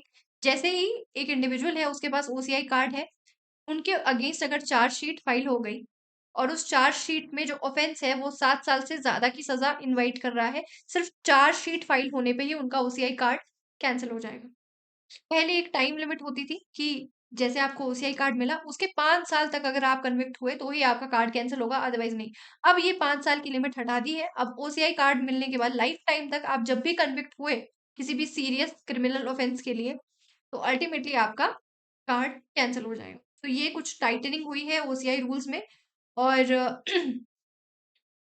अब कन्विक्शन और जैसे कन्विक्शन है 2 साल से ज्यादा की, या चार्जशीट जैसे ही फाइल हुई 7 साल से ज्यादा की सजा के लिए, तो अगर वो ऑफेंस हमारे इंडियन लॉ में भी रिकॉग्नाइज्ड है, जरूरी नहीं है कि आपने वो ऑफेंस इंडिया में किया है, ऑब्वियसली आप बाहर रहते हैं तो आपने बाहर ही ये ऑफेंस किया है। तो अगर इंडियन लॉ में भी वो ऑफेंस रिकॉग्नाइज्ड है, तो आपका कार्ड कैंसिल हो जाए। ठीक है, अदर ग्राउंड्स क्या है जो पहले भी होते थे कि अगर fraud, false representation, concealment of fact, इस तरह से आपने ओसीआई कार्ड अगर अवेल किया है, तो आपका कार्ड कैंसिल हो जाएगा। नाउ सिग्निफिकेंस क्या है कि सबसे पहले तो ये रीअसर्ट किया कि ओसीआई कार्ड एक प्रिविलेज है, राइट नहीं है। ठीक है, आपको राइट नहीं मिल रहा है कि अगर आपको ओसीआई कार्ड दे दिया, आपका ओसीआई कार्ड कैंसिल हो सकता है, यानी कि आप पे एक लीगल ओवरसाइट हमेशा रहेगी। अब इसका मिसयूज का भी चांसेस है कि जैसे चार्जशीट नहीं नहीं, पहले डेटरेंट, ये एक डेटरेंट की तरह काम करेगा। अदरवाइज जो ओसीआई कार्ड होल्डर्स थे, वो अब इंडिया आके छुप नहीं सकते, क्योंकि उनको लाइफ लॉन्ग वीजा मिल जाता है। अगर वो इस तरह का कोई भी प्यूनिटिव एक्टिविटी करते हैं, तो अल्टीमेटली हमारा लॉ भी क्या कह रहा है कि आपका ओसीआई कार्ड हम कैंसिल कर देंगे। ग्लोबल रीच में क्या है कि consider OCI holders as a part of its extended community. Global accountability भी, कि अगर आपने ग्लोबली भी कोई अगर ऑफेंस किया है, तो हम यहाँ पे भी आपको अ, अपने लॉज में भी आपको पनिशमेंट देंगे। पनिशमेंट क्या होगी? आपका कार्ड कैंसिल कर देंगे obviously. Legal and constitutional concerns क्या है कि चार्जशीट के टाइम पे ही आपका जो कार्ड है वो कैंसिल हो जाएगा। तो अदरवाइज क्या है कि अगर हो सकता है कि चार्जशीट के बाद आपको एक्विट कर दिया जाए, तो फिर कैंसिल तो नहीं होना चाहिए। और जो एक नॉर्मल नेचुरल जस्टिस में रहता है कि प्रिजम्पशन ऑफ इनोसेंस, आपको इनोसेंस ही माना जाता है जब तक गिल्टी प्रूव ना हो जाए। तो इसके विपरीत ये है, जैसे ही चार्जशीट फाइल होगी वैसे ही आपका ओसीआई कार्ड कैंसिल। अब इस पे डाइसपोरा रिलेशन पे क्या फर्क पड़ेगा? थोड़ा लेस वेलकमिंग उनको लगेगा। ठीक है, कार्ड लिया एंड देन इतने ज्यादा उस पे वो लगा दिए गए हैं, स्ट्रिंजेंट प्रोविजंस लगा दिए गए हैं कि आपका कार्ड कैंसिल हो सकता है, तो it will seem as less welcoming. But ultimately हम क्या कर रहे हैं? डायसपोरा बेनिफिट्स और नेशनल सिक्योरिटी को बैलेंस कर रहे हैं। ठीक है, देन ये कुछ प्रीलिम्स के फैक्ट्स हैं। लीगल बेसिस क्या है? Citizenship act 1955 part 2A। ठीक है, सिटीजनशिप अमेंडमेंट एक्ट 2003 से इसको इंट्रोड्यूस किया गया था ओसीआई को, और 2005 से ये ऑपरेशनल है। कौन कौन लोग हैं जो ओसीआई कार्ड के लिए एलिजिबल हैं? जो लोग 26 जनवरी 1950 को सिटीजन ऑफ इंडिया बनने के लिए एलिजिबल थे, वो सभी, और उनके कोई भी वंशज, जैसे आपके ग्रैंड पेरेंट्स अगर उस समय पे सिटीजन ऑफ इंडिया बनने के लिए एलिजिबल थे, या आप स्पाउस हैं किसी ओसीआई कार्ड होल्डर के, तो अल्टीमेटली आप एलिजिबल हैं। कौन कौन एलिजिबल नहीं है, ये ज्यादा इंपॉर्टेंट है। सबसे पहले तो पाकिस्तानी सिटीजन्स, बांग्लादेशी सिटीजन्स, और ऐसा कोई भी व्यक्ति जिसके पास इस तरह की सिटीजनशिप कभी भी रही हो। अब अदरवाइज तो देखो ना, सभी ये तो पूरा का पूरा देश ही फिर ओसीआई कार्ड होल्डर बन जाएगा, क्योंकि ये तो सब एलिजिबल थे ना, इनके तो जो भी एंसेस्टर्स थे वो तो सारे के सारे एलिजिबल थे। ठीक है। Then rights and privilege of OCI holders, क्या मिलता है? Multiple entry, lifelong visa, और एफआरआरओ के पास आपको रजिस्टर नहीं करना पड़ता। अभी अगर इमिग्रेशन एक्ट के बारे में अगर आपने पढ़ा हो, जो कि अभी हम डिस्कस करेंगे इसके बाद आगे आएगा, इमिग्रेशन एक्ट में जो एफआरआरओ को आपको रजिस्टर करना पड़ता है कि मैं इस वजह से आया हूँ, इतना टाइम का मेरा वीजा है, इतने टाइम रहूंगा। तो ये सारी एग्जेम्पशंस मिलती है, आपको एफआरआरओ के पास रजिस्टर नहीं करना पड़ता। ठीक है। Parity with NRIs in economic, financial and educational fields specially, वो भी हमारे जो ये टेस्ट होते हैं, कॉम्पिटिटिव टेस्ट होते हैं, फॉर एग्जांपल नीट होता है या जेडबलई होता है, तो ये इस तरह के टेस्ट ये लोग भी दे सकते हैं। और लेकिन एग्रीकल्चर और प्लांटेशन प्रॉपर्टी ये लोग नहीं खरीद सकते। ठीक है। और क्या क्या राइट्स हैं जो इनके पास अवेलेबल नहीं है? राइट टू वोट नहीं है, सिटीजन नहीं है, क्यों राइट टू वोट मिलेगा? इलेक्शन कंटेस्ट नहीं कर सकते, कॉन्स्टिट्यूशनल पोस्ट होल्ड नहीं कर सकते, गवर्नमेंट जॉब नहीं कर सकते, और साथ में एग्रीकल्चर या प्लांटेशन प्रॉपर्टी नहीं कर सकते। अच्छा, जो एनआरआईज है ना, वो एग्रीकल्चरल प्रॉपर्टी और प्लांटेशन प्रॉपर्टी खरीद सकते हैं, ओसीआईज नहीं कर सकते, तो ये एक डिफरेंस है दोनों में। ठीक है। Then cancellation of OCI registration, section 7D, इसमें क्या है? रजिस्ट्रेशन ऑब्टेन थ्रू, ये वही है कैंसिलेशन कैसे की जा सकती है, जो सारे के सारे रूल्स अभी हमने पढ़े कि फ्रॉड या मिस इंटरप्रिटेशन से मिली है 2 साल से ज्यादा की सजा हो गई, 7 साल से ज्यादा की इम्प्रिजनमेंट की चार्जशीट आपके अगेंस्ट बन गई या सजा हो गई, और आपने ऐसा कोई ऑफेंस किया जो इंडिया में भी, इंडियन लॉ में भी रिकॉग्नाइज्ड है, या आपने कॉन्स्टिट्यूशन के प्रति डिसअफेक्शन शो किया, तो ये सारे के सारे क्या है? कैंसलेशन ऑफ ओसीआई कार्ड के ग्राउंड्स हैं। Now these are differences between NRI, person of Indian origin. अच्छा, ये अब 2015 के बाद ये कैटेगरी बंद हो गई है, इसको ओसीआई में ही मर्ज कर दिया गया है। सिटीजनशिप क्या होती है? एनआरआईज आर इंडियन पीपल, ठीक है, बट वो रहे बस आउटसाइड इंडिया रहते हैं कुछ समय के लिए, जो फाइनेंस मिनिस्ट्री कुछ नंबर ऑफ डेज बताती है कि इससे ज्यादा दिन अगर आप आउटसाइड इंडिया रह रहे हैं तो आप एनआरआई हैं। देन फॉरेन, जो ओसीआई है वो तो रहता भी बाहर ही है, वो फॉरेन कंट्री का सिटीजन है, बस वो कहीं रूट्स अपनी इंडिया से ट्रेस करता है, तो हमने उनको ओसीआई कार्ड दिया है। एनआरआईज लेकिन सिटीजन होते हैं। ठीक है। OCI is not citizenship. OCI card holders are still foreign nationals, constitutional office नहीं होल्ड कर सकते। OCI card can be cancelled any time under the law. ये पीवाईक्यू स्टेटमेंट है कि ओसीआई कार्ड अगर एक बार दे दिया तो फिर कैंसिल नहीं कर सकते, पर ऐसा नहीं है, यहाँ पे तो सिटीजनशिप कैंसिल हो सकती है, जो हम है हमारी सिटीजनशिप अभी कैंसिल हो जाए तो ओसीआई कार्ड क्या चीज है? राइट। एनआरआईज का भी सिमिलर होता है कि वो भी कोई कॉन्स्टिट्यूशनल पोस्ट होल्ड नहीं कर सकते। एक मूवी कुछ समय पहले आई थी, कुछ समय पहले नहीं, काफी पहले आई थी, मुझे याद नहीं है वो कौन सी थी, उसमें उन्होंने कोई एनआरआई सिटीजन था, हिमांशु कोहली थे उसमें आई थिंक, जिसमें ये गाना भी है सुनो ना संगे मरमर वाला, उसमें उन्होंने उनको पहले दिखाया कि ये एनआरआई है, और बाद में उनको प्रधानमंत्री की इलेक्शन के लिए लड़ाए, मतलब एमपी के इलेक्शन लड़ाए, उनको प्रधानमंत्री बाद में बनाया। तो इस तरह की मूवीज से इन्फ्लुएंस नहीं होना, याद रखना है आपको कि ये कोई भी कॉन्स्टिट्यूशनल पोस्ट होल्ड नहीं कर सकते, एनआरआईज भी नहीं कर सकते। ठीक है, एनआरआई क्योंकि वो बाहर रहेगा, आउटसाइड इंडिया रहने वाला है आधे आधा साल तो। ठीक है, तो ये कुछ पॉइंट्स है जो याद रखना, ये बेकार की कहानी मैंने वैसे ही सुना दी, ये वाले पॉइंट्स याद रखना, ये प्रीलिम्स के लिए इम्पोर्टेंट है। ठीक है जी। आर रोहिंग्याज रिफ्यूजीज, ठीक है, तो ये हमको डिस्कस करना है। Rohingyas, you must be knowing कि रखाइन स्टेट ऑफ म्यांमार, जब से वहां कू हुआ है, मिलिट्री कू हुआ है, उसके बाद से रोहिंग्याज की स्पेशली बहुत ज्यादा दुर्दशा है। राइट, और वो बहुत सारा एक्सोडस वहां पे हुआ, हमारे नॉर्थ ईस्ट वाले एरियाज में वो बहुत ज्यादा आए हैं, और अब तो पूरे ऑल ओवर इंडिया में काफी ज्यादा ये लोग हैं रोहिंग्यास। सो क्या ये रिफ्यूजीज है? ये अभी रिसेंटली सुप्रीम कोर्ट ने टेकअप किया है ये मैटर कि क्या ये रिफ्यूजीज है, क्या ये इलीगल इमिग्रेंट्स है, क्योंकि अगर तो ये इलीगल इमिग्रेंट्स है तो इनको रिपोर्ट करेंगे, फिर रिफ्यूजीज हैं तो फिर कुछ और तरीके से इनको मैनेज किया जाएगा। तो बस वही क्वेश्चन था जिसकी वजह से ये न्यूज में आए हैं, वील डिस्कस कि क्या क्या प्रोविजंस है रिफ्यूजीज और इलीगल इमिग्रेंट्स के लिए। ठीक है, तो सबसे पहले तो अगर हम अपने इंडिया की बात करें तो हमारे रिफ्यूजीज के लिए कोई भी ऐसा लॉ में मेंशन नहीं है, कोई भी डेफिनेशन नहीं है हमारे यहाँ कि रिफ्यूजीज कौन होते हैं।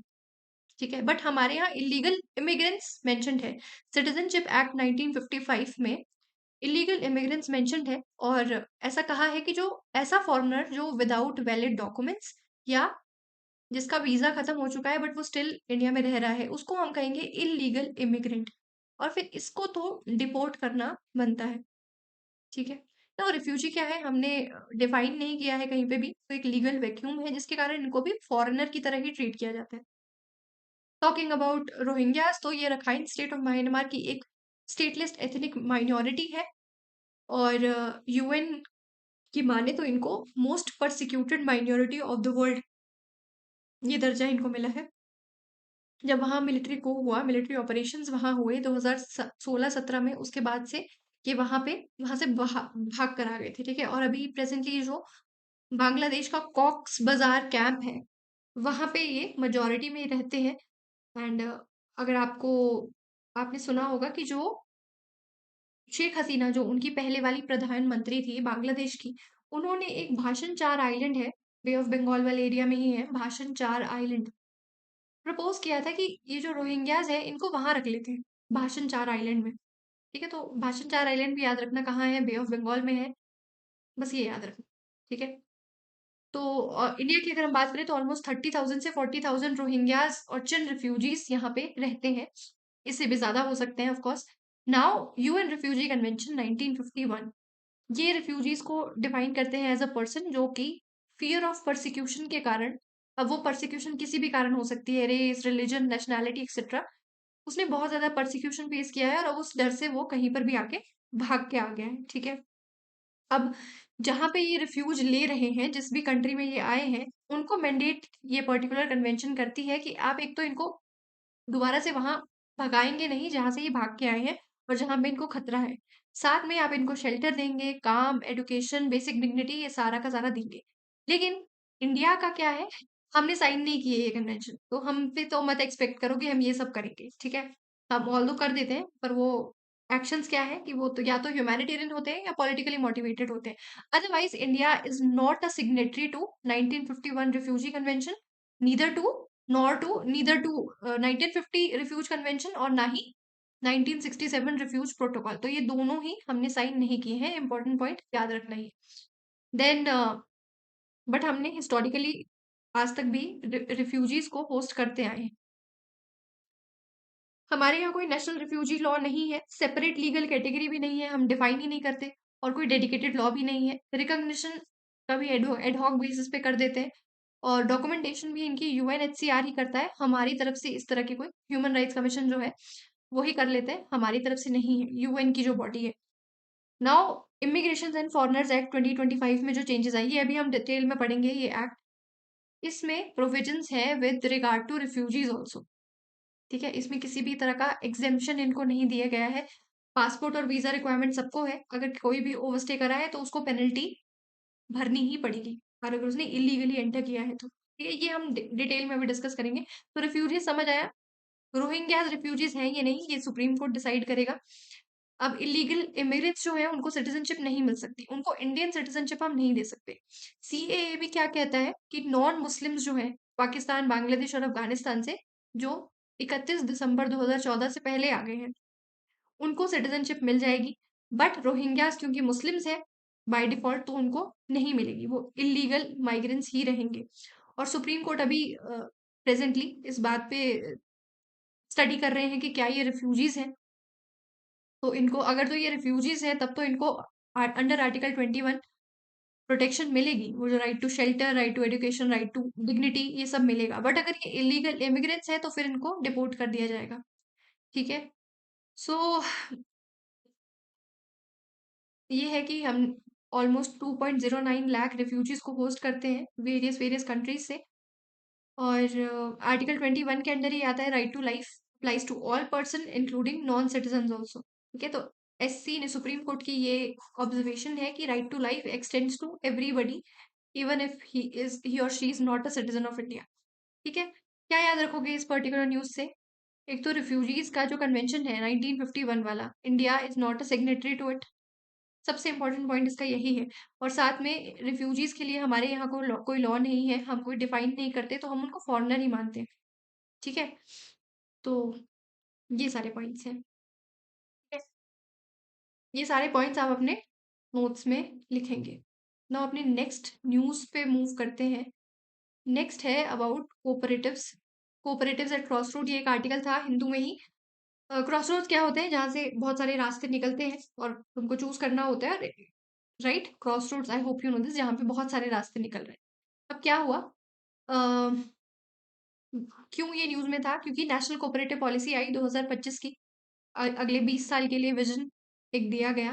तो अल्टीमेटली बहुत सारी स्टेट्स ऐसी थी कि ये तो यार एनक्रोचमेंट है, ये तो फेडरल स्ट्रक्चर को आप हैम्पर कर रहे हैं, कोऑपरेटिव्स तो स्टेट लिस्ट के अंडर आता है, तो आप क्यों इस तरह के फ्रेमवर्क्स लेके आ रहे हैं? और ये इस तरह का सेंट्रलाइजिंग टेंडेंसी देखी गई। हम देखेंगे कि क्या हुआ है, क्या नेशनल कोऑपरेटिव पॉलिसी 2025 क्या है। ठीक है, स्पेशली केरला ने बहुत ज्यादा इस पे सवाल उठाए। ठीक है, अब देखते हैं। सबसे पहले तो प्रीलिम्स रेलेवेंट जो हमारे लिए है, cooperative society state list entry 32 इसमें आता है। तो स्टेट लिस्ट का सब्जेक्ट है कोऑपरेटिव सोसाइटीज, और multi state cooperatives union list entry 44 के अंडर गवर्न होती है। And 97th constitutional amendment act से article 19 clause 1 sub clause C add हुआ, that included right to form cooperative societies. Article sorry part 9B insert किया गया constitution में, जिससे article 243 ZH to ZT। But supreme court ने 2021 में कहा कि ये जो पार्ट 9B है, ये सिर्फ मल्टी स्टेट कोऑपरेटिव्स के लिए एप्लीकेबल है, स्टेट कोऑपरेटिव्स के लिए नहीं। स्टेट कोऑपरेटिव्स अभी भी स्टेट के ही कंट्रोल में रहेंगी। अब ये क्यों इतना मैटर करता है? क्योंकि फेडरलिज्म का एंगल है, स्टेट लिस्ट का मैटर है, पॉलिसी बना रहा है सेंटर, तो अल्टीमेटली फिर लफड़ा तो हो ही जाता है। तो नेशनल कोऑपरेटिव पॉलिसी 2025 का क्या है? इसमें ऐसा देखा जा रहा है कि स्टेट लिस्ट की पावर को इंक्रोच कर रहे हैं और सेंटर का इन्फ्लुएंस बहुत ज्यादा बढ़ जाएगा कोऑपरेटिव इंस्टीट्यूशंस पे। ठीक है, तो इसके कारण टेंशन हो रही है। हम देखते हैं नेशनल कोऑपरेटिव पॉलिसी है क्या। तो ये यूनियन मिनिस्टर ऑफ कोऑपरेशन, जो कि अमित शाह जी ही हैं, उन्होंने इसको लॉन्च किया गया। ये नई नई नई नवेली सी मिनिस्ट्री है, यूनियन मिनिस्ट्री ऑफ कोऑपरेशन 2021 में ही बनी है। ठीक है, ये कुछ पॉइंट्स है जो आप लिख सकते हैं मेंस में कभी नोट करने के लिए। हम देखते हैं कि क्या क्या इसके मेजर टारगेट्स क्या है नेशनल कोऑपरेटिव पॉलिसी 2025 के। करंट अफेयर के लिए वो इंपॉर्टेंट है। तो ये कुछ टारगेट्स हैं जो आ सकते हैं प्रीलिम्स में। 3 times इंक्रीज करना है इन cooperative GDP contribution by 2034। At least एक कोऑपरेटिव सोसाइटी होनी चाहिए हर एक विलेज में, और 50 करोड़ सिटीजन्स को कोऑपरेटिव फोल के एम्बिट में लेके आना है, और एक मॉडल कोऑपरेटिव विलेज होना चाहिए हर एक डिस्ट्रिक्ट में। ठीक है, 6 पिलर्स कौन से हैं? फाउंडेशनल सिस्टम को स्ट्रेंथन करो, जो एग्जिस्टिंग कोऑपरेटिव है उनको रिवाइव और स्ट्रेंथन करो, डिजिटलाइजेशन की तरफ जाओ, और इंक्लूसिविटी और आउटरीच एक्सपेंशन, और जो भी इमर्जिंग सेक्टर्स है उनकी एंट्री कोऑपरेटिव्स में होनी चाहिए। Youth engagement and capacity building. अब कौन कौन से ऐसे नॉन ट्रेडिशनल सेक्टर्स हैं जिनकी बात कोऑपरेटिव पॉलिसी 2025 में हुई है? तो उसमें ग्रीन एनर्जी है, इंपॉर्टेंट आ सकता है ये क्वेश्चन भी। ग्रीन एनर्जी है, टूरिज्म है, टैक्सी सर्विसेज है, इंश्योरेंस है, housing and service delivery sectors है। याद करो, green energy, tourism, taxi services, insurance, housing and service delivery sectors. तो ये 5 सेक्टर्स है जिनको इंक्लूड किया गया है। Now primary agriculture cooperative societies, इनमें कुछ रिफॉर्म सजेस्ट किए गए हैं। सबसे पहले तो इनको डिजिटलाइज करने की बात हुई है। साथ में ये जो एग्रीकल्चरल कोऑपरेटिव सोसाइटीज थी, इनको कहा है कि तुम डाइवर्सिफाई कर सकती है into petrol and diesel pumps, LPG distribution में काम कर सकते हो, जन औषधि केंद्र और कॉमन सर्विस सेंटर्स, और इम्प्लीमेंटेशन ऑफ स्कीम्स लाइक हर घर जल, पीएम सूर्य घर योजना। ठीक है, सो समझ आ रहा है? नहीं समझ आ रहा होगा कि क्या हुआ है।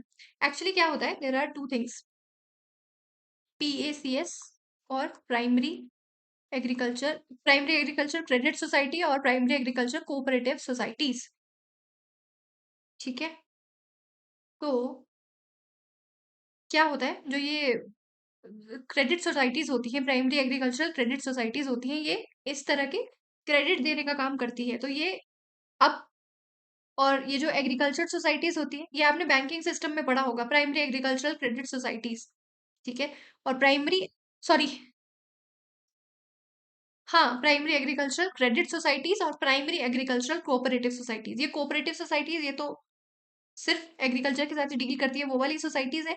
और ये वाली क्रेडिट सोसाइटीज ऐसी हैं जो लोन देने का काम करती है, एग्रीकल्चर मेनली एग्रीकल्चर सोसाइटीज को लोन देने का काम करती है, ये जो पीएसीएस होती है। तो अब इनको अलाउ किया गया है कि आप petrol, diesel pumps, LPG distribution, इन सब में भी अपना एम्बिट बढ़ा सकते हैं। ठीक है, तो ये डाइवर्सिफिकेशन हुई है और इसी कारण ये माना जा रहा है, क्योंकि जो केरला है, केरला में ये जो पीएसीएस है, यहाँ से बहुत ज्यादा क्रेडिट फ्लो होता है। ठीक है, मेन मुद्दा ये है, केरला इतना ज्यादा ह्यू एंड क्राई इसलिए मचा रहा है क्योंकि इन पीएसीएस से बहुत ज्यादा क्रेडिट फ्लो होता है। इनफैक्ट उन्होंने जो उनके डिस्ट्रिक्ट कोऑपरेटिव बैंक्स थे, ठीक है, उनको भी सबमर्ज कर दिया इन्हीं पीएसीएस में। तो आप देख रहे हैं कि काफी ज्यादा क्रेडिट फ्लो, काफी ज्यादा लोन वगैरह यहाँ से चैनलाइज होता है। तो इसलिए उनको लग रहा है कि अगर इन पे सेंटर का कंट्रोल आ रहा है और इनको डाइवर्सिफाई करने के लिए कहा जा रहा है, तो इससे स्टेट के कंट्रोल से ये बाहर चले जाएंगे। ठीक है, अ, एक मॉडल कोऑपरेटिव विलेज स्कीम की भी बात हुई है कि हर तहसील में इस तरह के 5 मॉडल कोऑपरेटिव विलेज होने चाहिए, जिनको सपोर्ट कौन करेगा? स्टेट कोऑपरेटिव बैंक्स और नाबार्ड। इंपॉर्टेंट पॉइंट, नाबार्ड वाला पॉइंट याद रखना, स्टेट कोऑपरेटिव बैंक्स याद रखना। 5 मॉडल कोऑपरेटिव विलेज पर तहसील। फोकस सेक्टर्स वही होंगे, dairies, fisheries, floriculture, agriculture services, women empowerment और ट्राइबल इंक्लूजन। ये फोकस सेक्टर्स होंगे कि इन सब में कोऑपरेटिव्स को बढ़ावा दिया जाए। Then 100% computerization of PACS, tech-enabled governance of all cooperatives, cluster-based monitoring system और legal review after every 10 years. Over 83 reform intervention identified और त्रिभुवन सहकारी यूनिवर्सिटी की को इस्टेब्लिश किया जाएगा for their cooperative training and research. ठीक है, तो ये नेशनल कोऑपरेटिव पॉलिसी है। इससे क्वेश्चन मेंस में आ सकता है, प्रीलिम्स में ये जो मेजर टारगेट्स है इन पे सवाल आ सकता है। देन ये जो 6 पिलर्स है मेंस के लिए है, प्रीलिम्स में तो क्या ही पूछेंगे। ये जो न्यू सेक्टर्स है ये थोड़ा ध्यान में रखना, ये न्यू सेक्टर्स पूछे जा सकते हैं। ठीक है, ये मॉडल कोऑपरेटिव विलेज स्कीम पूछी जा सकती है। तो ये तीन चीजें हैं जो हमने डिस्कस कर ली और इनसे क्वेश्चन आ सकते हैं, तो इनको अपने नोट्स में उस तरह से लिख लें। ठीक है, देन नेक्स्ट है RTE act and minority educational institutions. क्या हुआ कि आरटीई एक्ट, पहले बात करते हैं minority educational institutions. You know कि आर्टिकल 30 ग्रांट देता है इनको, राइट है इनके पास, लिंग्विस्टिक और जो रिलीजियस और लिंग्विस्टिक माइनॉरिटीज हैं, कि आप इस्टेब्लिश एंड एडमिनिस्टर कर सकते हैं institutions of your choice, right. So इसमें ये भी होता है कि ये अपना जो एडमिनिस्ट्रेशन है उसको खुद से मैनेज कर सकते हैं, जो क्वालिफिकेशंस होंगी इनके स्टाफ की उनको खुद से मैनेज कर सकते हैं। But there is something called right to education act. अब राइट टू एजुकेशन एक्ट में कुछ, इसका एक सेक्शन है दैट टॉक्स अबाउट टीईटी। ठीक है, टीचिंग एलिजिबिलिटी टेस्ट।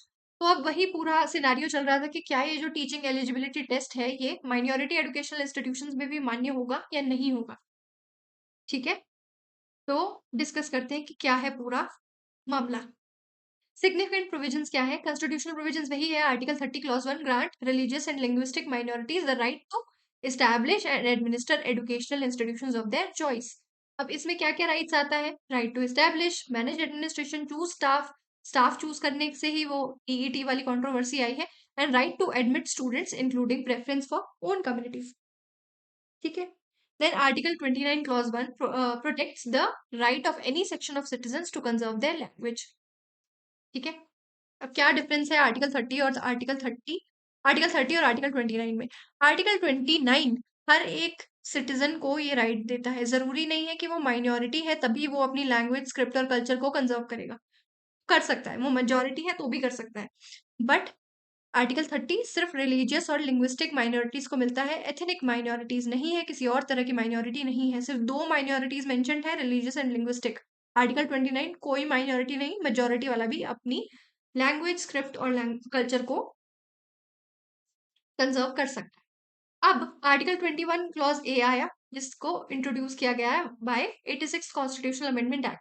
इन्होंने फ्री एंड कंपल्सरी एजुकेशन दी 6 से 14 साल के बच्चों को, और ये एक फंडामेंटल राइट बन गया। और इसी को एनफोर्स करने के लिए आरटीई एक्ट 2009 आया। ठीक है, universal free and compulsory education 6 से 14 साल के बच्चों के लिए, जिसमें 25% रिजर्वेशन मिलेगा प्राइवेट अनएडेड स्कूल में भी, ईडब्ल्यूएस और डिसएडवांटेज ग्रुप्स को। ठीक है, और कोई नो डिटेंशन पॉलिसी की कोई फेल भी नहीं होगा till elementary education, teacher norms दिए गए, TET mandatory, teaching eligibility test को मैंडेटरी कर दिया गया, प्राइवेट ट्यूशंस नहीं दे सकते, स्कूल मैनेजमेंट कमिटीज का गठन किया गया जो कि कमिटी पार्टिसिपेशन और अकाउंटेबिलिटी का ध्यान रखेगी। Then infrastructure and quality standards दिए गए। ठीक है, अभी तक समझ आ रहा है? दो तीन चीजें हैं जो हमने डिस्कस कर ली। एक तो है आर्टिकल 30 जो माइनॉरिटी एजुकेशनल इंस्टीट्यूशन को राइट दे रहा है कि तुम अपना काम खुद कर सकते हो, तुम एस्टैब्लिश कर सकते हो, तुम स्टाफ अपॉइंट कर सकते हो, एडमिनिस्ट्रेशन को चला सकते हो। फिर आया आर्टिकल 21 क्लॉज ए में फ्री एंड कंपलसरी एजुकेशन दी। इसको एनफोर्स करने के लिए आरटीई एक्ट आया। अब आरटीई एक्ट ने बहुत सारे कुछ प्रोविजंस वो लेके आया जिसमें 25% रिजर्वेशन दिया प्राइवेट अनएडेड स्कूल में भी ईडब्ल्यूएस के बच्चों को, डिसएडवांटेज ग्रुप को, no detention policy, teacher norms वो लेके आया कि टीचर्स को अपॉइंट करने के लिए क्या क्या कंडीशंस होगी, जिसमें टेट को मैंडेटरी कर दिया, प्राइवेट ट्यूशंस नहीं दे सकते ये कह दिया। ठीक है, तो ये दो इंपॉर्टेंट प्रोविजंस है, 25% रिजर्वेशन और टीचर नॉर्म्स, जिसमें टेट मैंडेटरी है। अब क्या हुआ, 2012 में अमेंडमेंट हुई और माइनॉरिटी इंस्टीट्यूशंस को एग्जेम्प्ट कर दिया गया आरटीई एक्ट से। ठीक है, जो 25% का एक रिजर्वेशन पॉलिसी बाकी सभी स्कूल्स के लिए है, वो माइनॉरिटी स्कूल्स के लिए नहीं है, पहली चीज। दूसरा, जो टीईटी टीचिंग एलिजिबिलिटी टेस्ट जो बाकी सबके लिए मैंडेटरी है, प्राइवेट अनएडेड स्कूल्स के लिए भी मैंडेटरी है स्टाफ सिलेक्शन में या टीचर्स की सिलेक्शन में, वो माइनॉरिटीज के लिए नहीं है। और ये कब आया, जब Pramati educational versus cultural trust ये एक जजमेंट आई सुप्रीम कोर्ट की जिसमें उन्होंने माइनॉरिटी को एग्जेम्प्ट कर दिया। ठीक है, आरटीई एक्ट से। नाउ अभी रिसेंटली ये क्यों न्यूज में आया था, रिसेंटली इसलिए न्यूज में आया क्योंकि सुप्रीम कोर्ट ने टेट मैंडेटरी कर दिया है, टीचिंग एलिजिबिलिटी टेस्ट। बट फिर एक अंजुमन आते तालीम trust versus state of Maharashtra ये केस आया। तो ये जो टेट मैंडेटरी है सभी के लिए, प्राइवेट अनएडेड स्कूल्स के लिए भी, तो क्या ये माइनॉरिटी के लिए भी मैंडेटरी होगा? तो इस पर्टिकुलर जजमेंट में कहा गया कि माइनॉरिटी एजुकेशनल इंस्टीट्यूशंस के लिए टेट मैंडेटरी नहीं है। ठीक है, देखो इतना इंपॉर्टेंट ये नहीं है कि आ भी सकता है, वैसे मुझे ऐसा नहीं बोलना चाहिए कि इंपॉर्टेंट नहीं है, आ भी सकता है। तो सुन लो क्या कह रही हूँ। तो टीचिंग एलिजिबिलिटी टेस्ट के बारे में पढ़ रहे थे कि section 23 of right of children to free and compulsory RTE act 2009 ने टीचिंग एलिजिबिलिटी टेस्ट को इंट्रोड्यूस किया। और जो national council for teacher education NCTE, इसको डेजिग्नेट किया गया as authority to prescribe minimum qualification including TET for teachers of class 1 to 8 क्या है कि अब टाइम थोड़ा ज्यादा हो चुका है, 1 घंटे से ऊपर हो चुका है, मेरा गला भी जा रहा है और मेरा दिमाग भी जा रहा है, तो उसकी वजह से ये सब हो रहा है। बट कंप्लीट करेंगे आज के आज ही, ये पूरा का पूरा कंप्लीट करना है हमको। हाँ, क्या हुआ, टेट मैंडेटरी कर दिया गया। एक एक्ट है आरटीई एक्ट। आरटीई एक्ट ने national council for teacher education NCTE को अथॉरिटी दी मिनिमम क्वालिफिकेशन प्रेस्क्राइब करने के लिए, ठीक है, इंक्लूडिंग टेट। नाउ 2017 में क्या हुआ, 2017 में अभी 2009 में आया है। ठीक है, ये एक्ट आया है 2009 में, बट ऐसे बहुत सारे टीचर्स हैं तो 2009 से पहले सर्विस में थे। तो 2017 में जो इस तरह के इन सर्विस टीचर्स थे उनको 2019 तक का टाइम दिया कि आप एक काम करो, टेट क्वालिफाई कर लो। ठीक है, जाके टेट क्वालिफाई कर लो, क्योंकि टेट अब मैंडेटरी है अगर आपको बच्चों को पढ़ाना है तो टीचर क्वालिफिकेशन में ये मैंडेटरी है। अब फिर इसको चैलेंज किया गया कि क्या ये माइनॉरिटी एजुकेशनल इंस्टीट्यूशंस में भी मैंडेटरी है, तो सुप्रीम कोर्ट ने जजमेंट आई कि नॉन माइनॉरिटी स्कूल्स में ही सिर्फ ये मैंडेटरी है, और इन सर्विस टीचर्स को अगर उनको प्रमोशन चाहिए तो भी नॉन माइनॉरिटी स्कूल वालों को टेट क्लियर करना पड़ेगा। समझ आया? अगर प्रमोशन चाहिए तो टेट क्लियर करना पड़ेगा इन सर्विस, अगर अपॉइंटमेंट चाहिए तो टेट क्लियर होना जरूरी है नॉन माइनॉरिटी स्कूल्स में भी। माइनॉरिटी स्कूल्स में टेट मैंडेटरी नहीं है। ठीक है, टेट क्या है, एक मिनिमम क्वालिफिकेशन स्टैंडर्ड है to improve quality in elementary education and uphold the objectives of RTE Act. Issues यही रेज किए गए थे कि क्या माइनॉरिटी इंस्टीट्यूशन में भी टेट मैंडेटरी होगा, तो नहीं है। नॉन माइनॉरिटी इंस्टीट्यूशन यस है। क्या जो in service teachers appointed before 2009 है उनको भी टेट क्लियर करना पड़ेगा फॉर प्रमोशन, तो हाँ जी करना पड़ेगा। ठीक है, इससे पहले हाई कोर्ट्स की डाइवर्जेंट पोजीशंस आई है, किसी ने कहा है कि मैंडेटरी नहीं है माइनॉरिटी इंस्टीट्यूशंस के लिए, किसी ने कहा है माइनॉरिटी है। बट अब सुप्रीम कोर्ट की जजमेंट आ गई है, तो यही आपको याद रखना है कि जो माइनॉरिटी इंस्टीट्यूशंस है उनके लिए टेट क्वालिफाई करना मैंडेटरी नहीं है। अब ये टेट आया कहाँ से है, तो ये आरटीई एक्ट 2009 से आया है। जो एनसीटीई है वो है authority under RTE to prescribe minimum qualification. Clear हुआ सारा? ये प्रीलिम्स क्विक पॉइंट्स है जो आपको याद रखने हैं। Appointment of vice chancellor by governor. अब क्या हुआ, जो गवर्नर है केरला के, उन्होंने ये आपत्ति जताई है कि जो वाइस चांसलर होता है, मैंने वाइस प्रेसिडेंट तो नहीं कहा, वाइस चांसलर जो होते हैं यूनिवर्सिटीज के, उनकी सिलेक्शन प्रोसेस में चीफ मिनिस्टर का रोल नहीं होना चाहिए। इससे क्या होता है, पॉलिटिकल बायस आ जाती है। क्या ऐसा केरला के चीफ मिनिस्टर ने, ऐसा केरला के गवर्नर ने कहा है। अब ये न्यूज में क्यों था, क्योंकि जो केरला के गवर्नर हैं उन्होंने पेटिशन सुप्रीम कोर्ट में डाली कि जो चीफ मिनिस्टर है उनको एक्सक्लूड कर दो इस सिलेक्शन प्रोसेस से। अब सबसे पहले तो वाइस चांसलर होता क्या है, सबसे इंपॉर्टेंट पॉइंट ये लिखोगे आप। The vice chancellor is the principal academic and executive officer. ये क्या काम करते हैं, एकेडमिक लीडरशिप और एडमिनिस्ट्रेशन दोनों को एक तरह से जोड़ने का काम करते हैं, एकेडमिक साइड और एडमिनिस्ट्रेटिव साइड को। ठीक है, इनका काम होता है कि यूजीसी के जो नॉर्म्स है और यूनिवर्सिटी एक्ट है उसके साथ कंप्लायंस होता रहे। ये एक और इम्पॉर्टेंट पॉइंट है। ये एग्जीक्यूटिव काउंसिल, एकेडमिक काउंसिल और फाइनेंस कमेटी, इन तीनों का चेयरपर्सन कौन होता है, vice chancellor. Vice chancellor universities में होते हैं, होपफुली आपको पता होगा, जो स्टेट यूनिवर्सिटीज होती है उसमें वाइस चांसलर्स होते हैं। चांसलर कौन होते हैं, चांसलर होते हैं गवर्नर। वाइस चांसलर होते हैं जिनको अपॉइंट किया जाता है और उसकी सिलेक्शन कमेटी होती है। उसकी सिलेक्शन कमेटी में कुछ स्टेट्स में चीफ मिनिस्टर भी होते हैं, जहां पे केरला के गवर्नर का कहना है कि चीफ मिनिस्टर नहीं होने चाहिए, इससे पॉलिटिकल बायस आता है। ठीक है, ठीक है। Link between academic and executive wing, ये दो पॉइंट प्लीज याद रखना। एक तो ये principal academic and executive officer, और दूसरा एग्जीक्यूटिव काउंसिल, एकेडमिक काउंसिल और फाइनेंस कमेटी के चेयरपर्सन वाइस चांसलर होते हैं। कंफ्यूज किया जा सकता है कि चांसलर होते हैं, चांसलर नहीं होते, वाइस चांसलर होते हैं। चांसलर कौन होते हैं स्टेट यूनिवर्सिटीज के, गवर्नर। ठीक है, एक्स ऑफिशियो चांसलर होते हैं, by the virtue of him being in that office उनको चांसलर अपॉइंट किया जाता है। क्वालिटीज क्या क्या एक्सपेक्टेड होती है एक चांसलर से, उनके पास एकेडमिक एक्सीलेंस होना चाहिए, एडमिनिस्ट्रेटिव कैपेबिलिटी होनी चाहिए, विजन एंड इंटेग्रिटी होनी चाहिए, and commitment to academic autonomy. Now governor का क्या रोल रहता है स्टेट यूनिवर्सिटीज में, तो वो एक्स ऑफिशियो चांसलर होते हैं और वो फंक्शन करते हैं independently and not on aid and advice of council of ministers. ये जो ग्रीन ग्रीन पार्ट हाईलाइटेड है, प्लीज इसको बहुत ध्यान रखना है इसका। ठीक है, बहुत इंपॉर्टेंट है ये। तो ये सारा इंपॉर्टेंट पॉइंट्स ही है जो ग्रीन से हाईलाइट किया है। अब vice chancellor appointment process as पर यूजीसी रेगुलेशंस 2018। तो एक सर्च कम सिलेक्शन कमेटी होती है जो पैनल ऑफ नेम्स को सजेस्ट करती है, फिर उनमें से जो चांसलर है यानी कि गवर्नर अपॉइंट करते हैं वाइस चांसलर। ठीक है, अब गवर्नर की से एक्सपेक्ट किया जाता है कि वो मेरिट ऑटोनॉमी और नॉन पॉलिटिकल फंक्शनिंग पे ही वाइस चांसलर को अपॉइंट करें। अब देखो चीफ मिनिस्टर का क्या है कि कुछ स्टेट्स में सिलेक्शन कमेटी में चीफ मिनिस्टर भी होते हैं, यूनिवर्सिटी बॉडीज में और एडवाइजरी रोल्स में चीफ मिनिस्टर होते हैं। बट इससे क्या है, पॉलिटिकल इंटरफेरेंस होने का खतरा होता है जो कि वॉयलेट करता है यूजीसी नॉर्म्स को। यूजीसी नॉर्म्स कहते हैं कि किसी भी तरह के एकेडमिक ये जो यूनिवर्सिटीज हैं इनमें पॉलिटिकल इंटरफेरेंस नहीं होनी चाहिए। तो अगर एक पॉलिटिकल इंडिविजुअल जो कि चीफ मिनिस्टर है, वो अगर सिलेक्शन कमेटी में इन्वॉल्व होंगे या यूनिवर्सिटी बॉडीज में इन्वॉल्व होंगे, तो इससे पॉलिटिकल बायस आ सकती है और इंस्टीट्यूशनल इंडिपेंडेंस इससे हैम्पर होती है। अब देखते हैं रोल ऑफ, जैसे गवर्नर होते हैं चांसलर इन स्टेट यूनिवर्सिटीज, वैसे ही प्रेसिडेंट होते हैं विजिटर इन सेंट्रल यूनिवर्सिटीज। ठीक है, इनके पास ये वॉइस वीसी जो वाइस चांसलर है उनको अपॉइंट करते हैं गवर्नर। सेंट्रल यूनिवर्सिटीज में प्रेसिडेंट अपॉइंट करते हैं। Panel prepared by search committee, दोनों ही केसेस में स्पेशल पावर क्या होती है कि देखो स्पेशल पावर इंपॉर्टेंट है।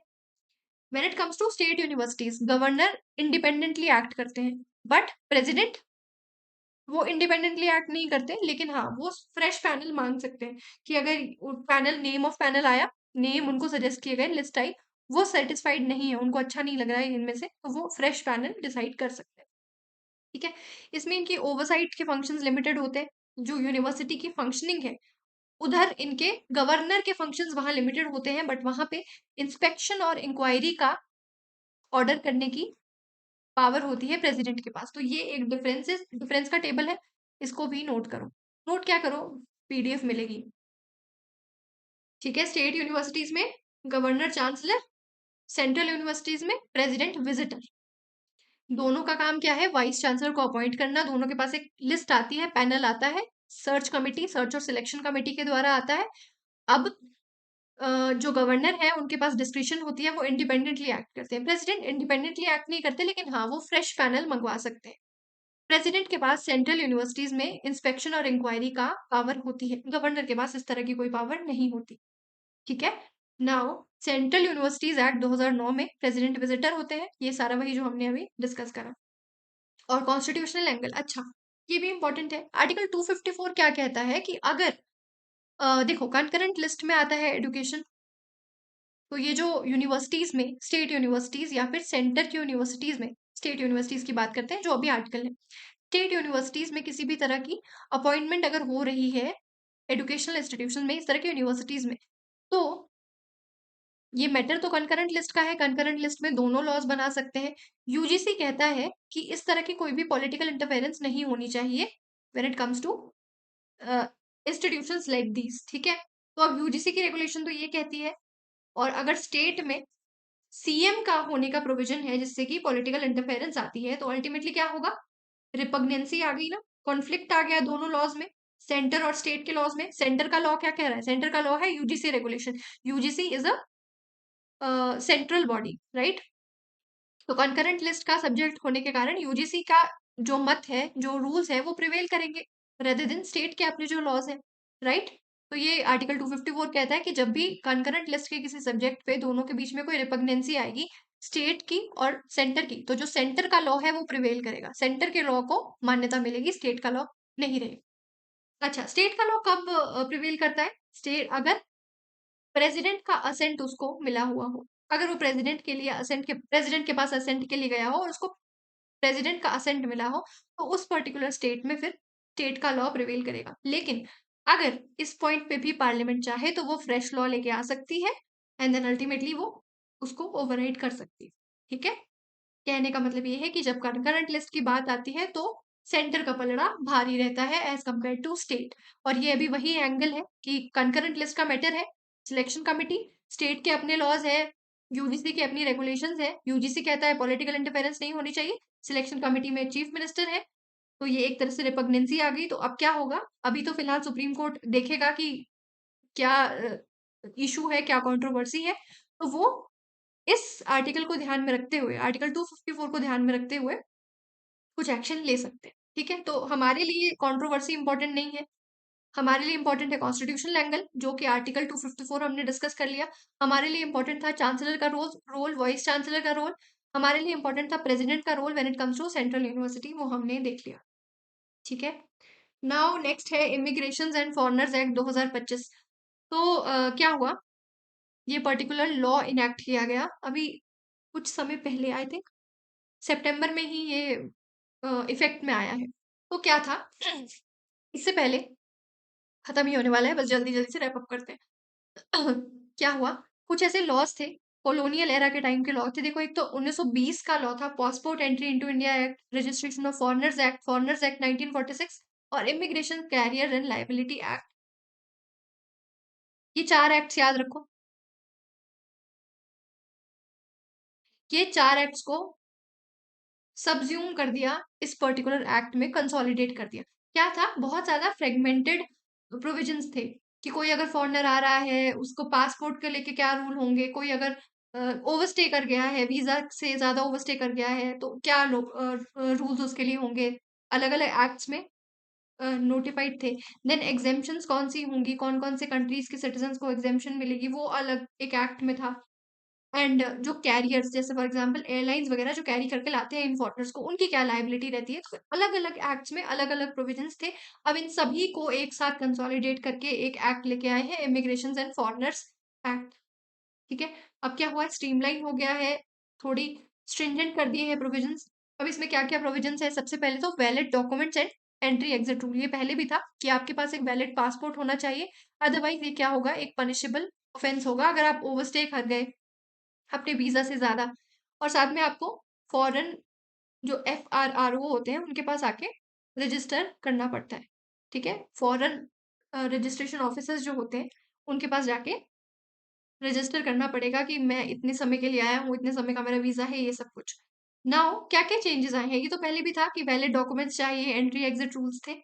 अब क्या हुआ है, एक तो ये जो एग्ज़िट पॉइंट्स और एंट्री पॉइंट्स ये भी डिफ़ाइन कर दिए हैं कि किस पॉइंट से अगर आप आएँगे, किस जगह से अगर आप आ रहे हैं, तो ही आप इल्लीगल इमिग्रेंट आपको नहीं मानेंगे, ठीक है?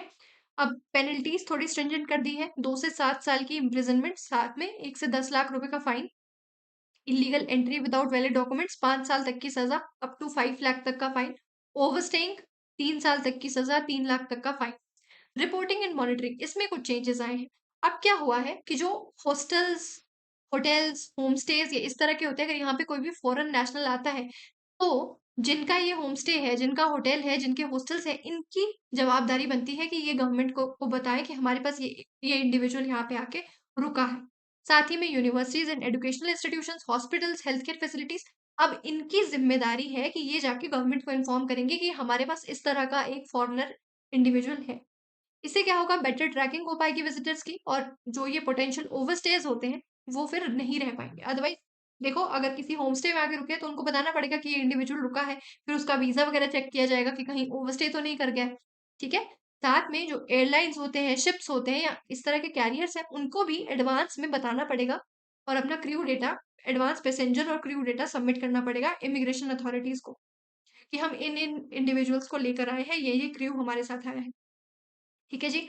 Then enforcement and government powers में क्या है, जो इमिग्रेशन ऑफिसर्स हैं, central government and immigration officers are empowered to regulate और क्लोज प्रेमाइसेस। अगर इस तरह का कोई भी प्रेमाइस पाया गया जहां पे कोई इस तरह का ओवरस्टे करने वाला फॉरनर है, और अगर वो फॉरनर किसी भी तरह का क्रिमिनल ऑफेंस उसने कुछ किया है, या वो ओवरस्टे किया है, या कुछ भी शेडी लग रहा है, तो इन प्रेमाइसेस को क्लोज भी किया जा सकता है। जैसे ये रेस्टोरेंट्स, होटल्स वगैरह, इनको क्लोज किया जा सकता है। साथ में ऑफिसर्स के पास क्या पावर होगी, डिटेंशन और डिपोर्ट करने की पावर भी अब इनके पास होगी। ये जो इमिग्रेशन ऑफिसर्स होंगे, लोकल लेवल पे अब ये पावर शिफ्ट हो गई है। पहले ये डिपोर्टेशन की पावर इनके पास नहीं थी।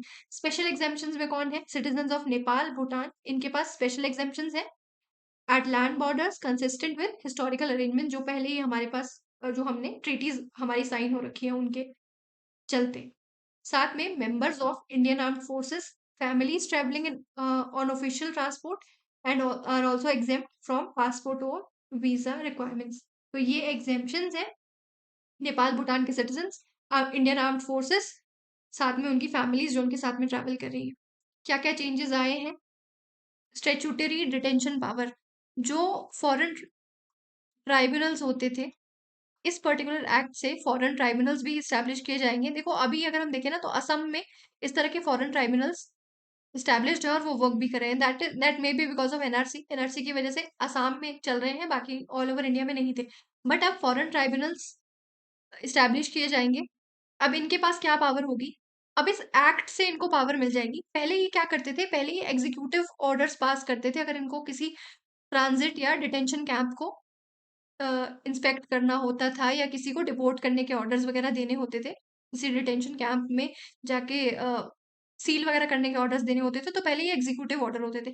अब क्या हो गए, अब these are going to be backed by statutory law, ठीक है। तो एक चेंज ये आया है, स्टैट्यूटरी डिटेंशन पावर्स आ गई है फॉरेन ट्राइब्यूनल्स के पास। देखो इंपॉर्टेंट तो है ही एक्ट, नोट करते चलो साथ में। वैसे मैंने पीपीटी इस तरह से बनाई है कि आपको, अगर आप बाद में स्किम थ्रू भी करेंगे तो आपको याद आ जाएगा। देन जुडिशियल पावर को एक्सपैंड कर दिया है, अब इनके पास सिविल कोर्ट की पावर होगी, judicial magistrate of first class under BNSS, और अरेस्ट वारंट इशू कर सकते हैं, पर्सनल अपियरेंस के लिए बुला सकते हैं, और कस्टडी और डिटेंशन के लिए भी ऑर्डर कर सकते हैं।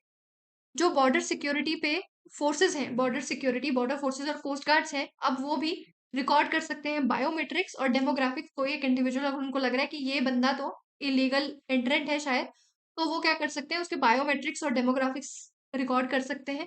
साथ में ये क्या करेंगे, इनको फॉरेन ट्राइब्यूनल्स को भी के पास भी भेज सकते हैं, ठीक है, कि वो डिसाइड फिर करेंगे कि ये बंदा फॉरेनर है या सिटीजन है, ठीक है।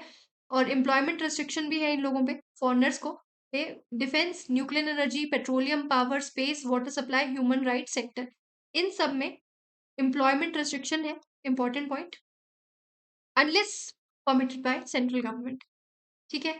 नाउ ये वही है कि foreign tribunals can now issue warrants union home ministry ने एम्पावर कर दिया है फॉरेन ट्राइब्यूनल्स को कि वो अगर उनको कोई सस्पेक्टेड इलीगल इमिग्रेंट लग रहा है किसी एक डेजिग्नेटेड कैंप में, तो वो उसको डिटेन करने के और उसके अगेंस्ट अरेस्ट वारंट इशू करने के ऑर्डर्स दे सकते हैं। इससे पहले ये एग्जीक्यूटिव ऑर्डर से होता था, बट अब ये क्या हो गया, एक स्टैट्यूटरी ऑर्डर बन जाएगा। ठीक है, अथॉरिटी कहाँ से आएगी, इमिग्रेशन एंड फॉरेनर्स एक्ट 2025 से, और लीगल बेसिस वही है, फॉरेनर ट्राइब्यूनल ऑर्डर 1964। ये इनका लीगल बेसिस पहले होता था, अब subsumed into immigration and foreigners act 2025। देखो, इस तरह के स्कैटर्ड लॉज थे, इसीलिए जरूरी था कि इस तरह का एक एक्ट आए, अम्ब्रेला एक्ट आए, जिसके एम्बिट में फिर सब कुछ आ जाए। ठीक है, ये क्या है, ये क्वासी जुडिशियल बॉडीज होने वाली हैं, primarily operational in Assam due to citizenship issues, और पर्पस ये होगा कि इनको डिसाइड करना होगा कि ये बंदा है, फॉरेनर है, इलीगल इमिग्रेंट है, या इंडियन सिटीजन से। ठीक है, स्पेशली क्रॉस बॉर्डर माइग्रेशन में अब इनके पास पावर हो गई कि ये क्या कर सकते हैं, अरेस्ट वारंट भी इशू कर सकते हैं, और ये केस इन्वॉल्व कर सकते हैं जो इनको बॉर्डर पुलिस ने रेफरेंस किए हैं। मैंने बताया कि वो बायोमेट्रिक्स ले सकते हैं, डेमोग्राफिक्स ले सकते हैं, और साथ में फॉरेन ट्राइब्यूनल्स को भी भेज सकते हैं जो बॉर्डर पुलिस है। फिर ये उन रेफरेंसेस को स्टडी करेंगे। डी वोटर्स यानी कि doubtful voters bye election commission, ये इनकी जुरिस्डिक्शन में आएंगे, बॉर्डर पुलिस से, इलेक्शन कमीशन से, या फिर जिन लोगों को एनआरसी में एक्सक्लूड कर दिया गया है। देन की फीचर्स क्या है, कॉम्पोजिशन में इसमें 3 मेंबर्स होने वाले हैं, जिसमें रिटायर्ड जज, एडवोकेट और एक्सपीरियंस्ड ऑफिसर्स होंगे। सिविल कोर्ट की पावर्स इनके पास होंगी। सिविल कोर्ट की पावर्स क्या होती है कि विटनेस बुला सकते हैं, एविडेंस रिकॉर्ड कर सकते हैं, डॉक्यूमेंट्स को एग्जामिन कर सकते हैं, तो ये सारी पावर्स इनके पास होंगी। टाइम बाउंड होगा, इनको केस को 60 डेज के अंदर अंदर डिस्पोज करना होगा, और बर्डन ऑफ प्रूफ होगा ऑन द इंडिविजुअल। ठीक है, अदरवाइज क्या होता है, क्रिमिनल लॉ में यूजुअली क्या होता है कि प्रोसिक्यूटर जो है उन पे बर्डन होता है कि आप प्रूव करो कि इस बंदे ने क्राइम किया है, बट इस पर्टिकुलर एक्ट में, immigration section 9 of foreigners act 1946, ये क्या कहता है कि बर्डन ऑफ प्रूफ इंडिविजुअल पे रहेगा।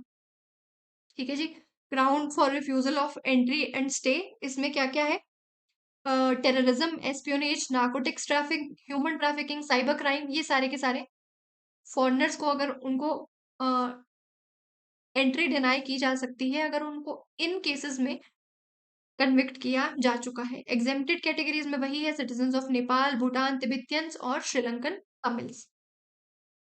ये वही है एक्चुअली। क्या हुआ, पहले एक एक्ट आया, एक्ट के बाद आते हैं रूल्स।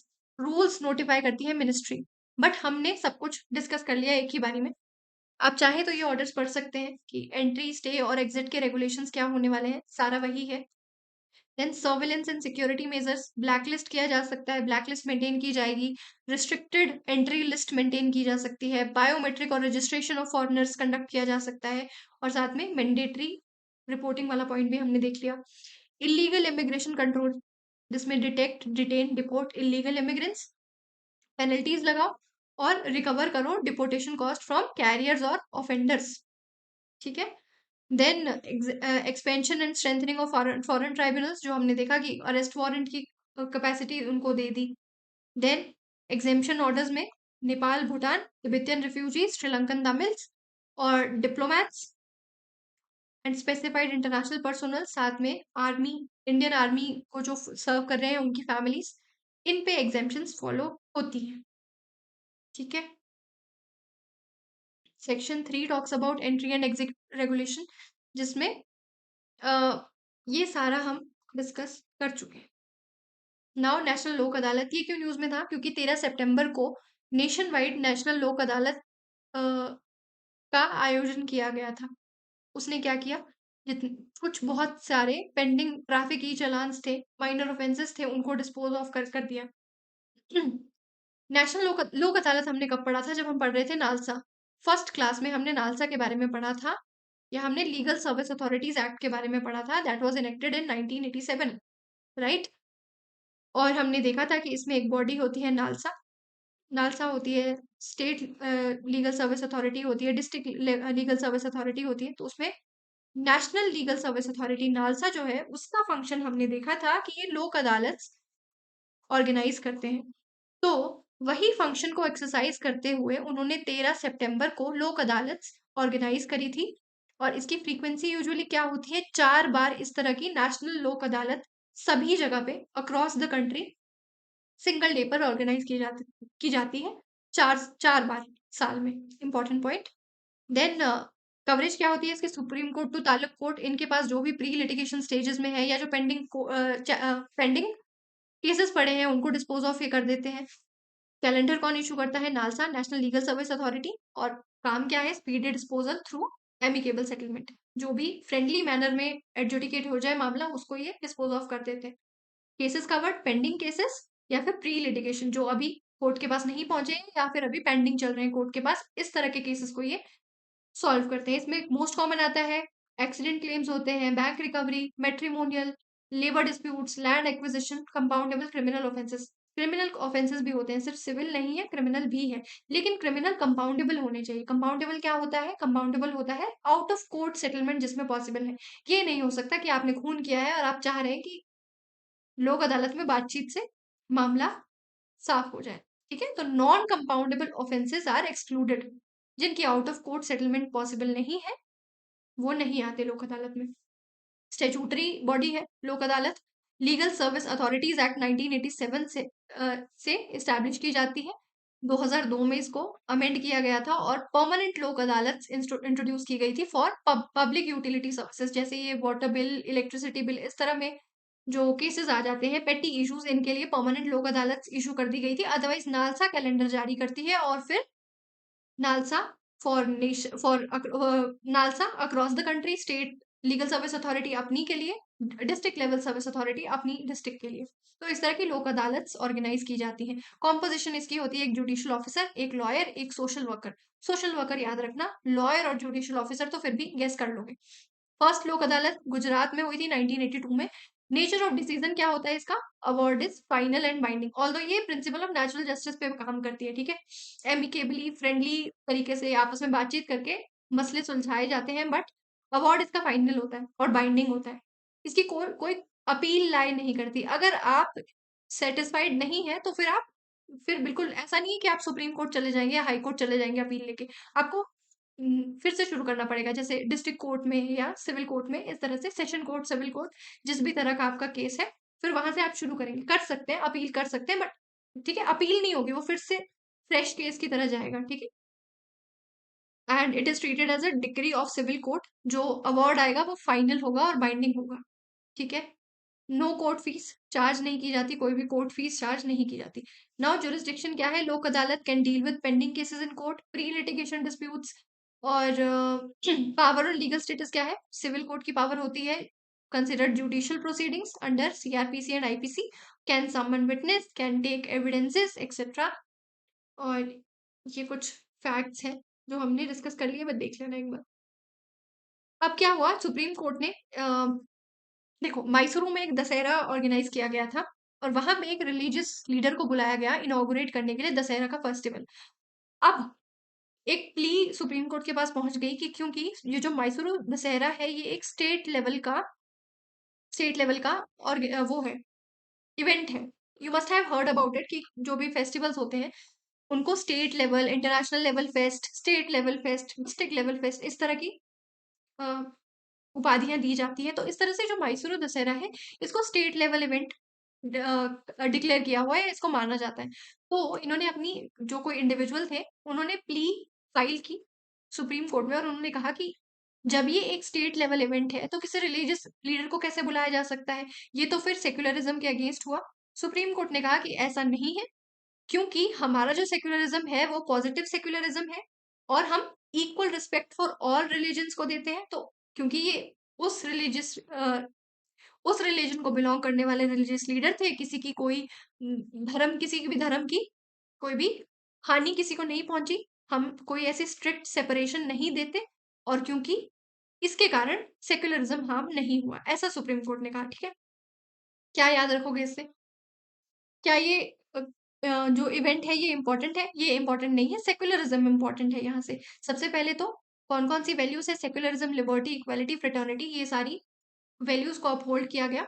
और सुप्रीम कोर्ट ने कहा कि क्योंकि सेक्युलरिज्म एक बेसिक फीचर है और हमारे यहाँ का जो सेक्युलरिज्म है वो पॉजिटिव सेक्युलरिज्म है, स्टेट न्यूट्रलिटी है, स्टेट इवेंट है, दशहरा स्टेट इवेंट है, और अगर किसी एक पर्टिकुलर इंडिविजुअल के फेथ किसी पर्टिकुलर फेथ के इंडिविजुअल को बुलाया गया है तो ये सेक्युलरिज्म हैम्पर नहीं करता। ना तो स्टेट कोई प्रमोट कर रही है किसी रिलीजन को और वो न्यूट्रलिटी मेंटेन करके चल रही है। ठीक है, अब इसमें इंपॉर्टेंट जजमेंट कौन कौन सी होती है। सबसे पहले तो केशव नंदा भारती केस है जिसमें कहा है कि secularism is a basic feature, और एस आर बोम्बई जिसमें secularism is a fundamental feature, state किसी भी रिलीजन को प्रमोट नहीं कर सकती। Then state secularism existed even before it was added by 46th amendment 42nd amendment. Obviously secularism तो था ही, बहुत सारे सेक्युलर फीचर्स हमारे कॉन्स्टिट्यूशन में ऑलरेडी थे। Then state has no religion for of its own. Then state can regulate religious practices affecting equality and development. अब talking about, ये तो सेक्युलरिज्म की बात हो गई कि हमारे यहाँ स्ट्रिक्ट सेपरेशन नहीं है और स्टेट का कोई रिलीजन भी नहीं है। स्टेट का कोई रिलीजन नहीं है बट स्ट्रिक्ट सेपरेशन भी नहीं है। अगर कोई भी डेरोगेटरी या कोई भी इस तरह की प्रैक्टिस किसी एक रिलीजन में होंगी तो सोशल सोशल हार्मनी के लिए और साथ में इस तरह की चीजों को ध्यान में रखते हुए स्टेट इंटरवीन कर सकती है, जैसे ट्रिपल तलाक और सबरीमाला केस, ये सारे एग्जाम्पल है कि स्टेट ने इंटरवीन किया है टाइम टू टाइम। ठीक है, तो कोई स्ट्रिक्ट सेपरेशन नहीं है, ये याद रखना है। पॉजिटिव सेक्युलरिज्म हमारे यहाँ है। अब now talking about preamble. Preamble का क्या है? प्रियम्बल इज नॉन जस्टिसिएबल, यानी कि प्रियम्बल को डायरेक्टली एनफोर्स नहीं कर सकता कोर्ट में, बट ये इंटरप्रिटेशन की तरह काम करता है। प्रियम्बल के कोर प्रिंसिपल्स हमने देखे हैं, sovereign, socialist, secular, democratic, Republic, जिसमें से सोशलिस्ट, सेक्युलर और इंटेग्रिटी, ये 3 वर्ड्स 42nd अमेंडमेंट से ऐड हुए हैं। हमारा प्रियम्बल आज तक सिर्फ एक ही बार अमेंड हुआ है, अमेंडेड ओनली वंस, जिसमें 3 वर्ड्स ऐड किए गए थे, सेक्युलर, सोशलिस्ट और इंटेग्रिटी। अब प्रियम्बल अमेंड किया जा सकता है, ऑफकोर्स किया जा सकता है, हमारे पास जीता जागता प्रूफ है 42nd constitutional amendment act. But Berubari union case में कहा कि प्रियम्बल क्योंकि कॉन्स्टिट्यूशन का पार्ट नहीं है तो इसको अमेंड नहीं किया जा। But then Kesavananda Bharati case में कहा गया कि बेरूवारी केस को ओवररूल करते हुए कहा कि preamble is a part of constitution and it can be amended also. Then LIC case में इसी सिमिलर जजमेंट को रीअफर्म किया गया। ठीक है, तो क्लियर हुआ सारा क्या क्या पढ़ा हमने अभी तक। तो this was all about it. ठीक है, अगर आपको लग रहा होगा ऐसे कि बहुत सारे आर्टिकल्स ऐसे हैं जो छूट गए हैं तो आपको ये याद रखना पड़ेगा कि हम कहाँ पहुंचे हैं अभी। हम अभी सितंबर में पहुंचे हैं। कुछ ऐसी चीजें होंगी जो आपको लग रहा होगा कि न्यूज में थी, जैसे मुझे जो याद आ रहा है वो है आर्टिकल 143 में जो प्रेसिडेंशियल रेफरेंस हुआ था कि क्या गवर्नर और प्रेसिडेंट को कि वो अपना असेंट कब देंगे, उसके लिए टाइमलाइन वाला जो पूरा केस चल रहा था वो न्यूज में था, बट हमने वो कवर नहीं किया। अब देखो वो नवंबर का केस आएगा, नवंबर में हम जो अक्टूबर नवंबर जब हम डिस्कस करेंगे तो उसमें वो इंक्लूड करेंगे। और भी ऐसी बहुत सारी चीजें होंगी जो हम अभी इंक्लूड करेंगे, बट हमने क्या क्या कवर कर लिया है, हमने कवर कर लिया है जून, जुलाई, अगस्त और सितंबर। सो ये आज आपको PDF भी मिल जाएगी टेलीग्राम चैनल पे जिस दिन ये अपलोड होगा। And thank you so much.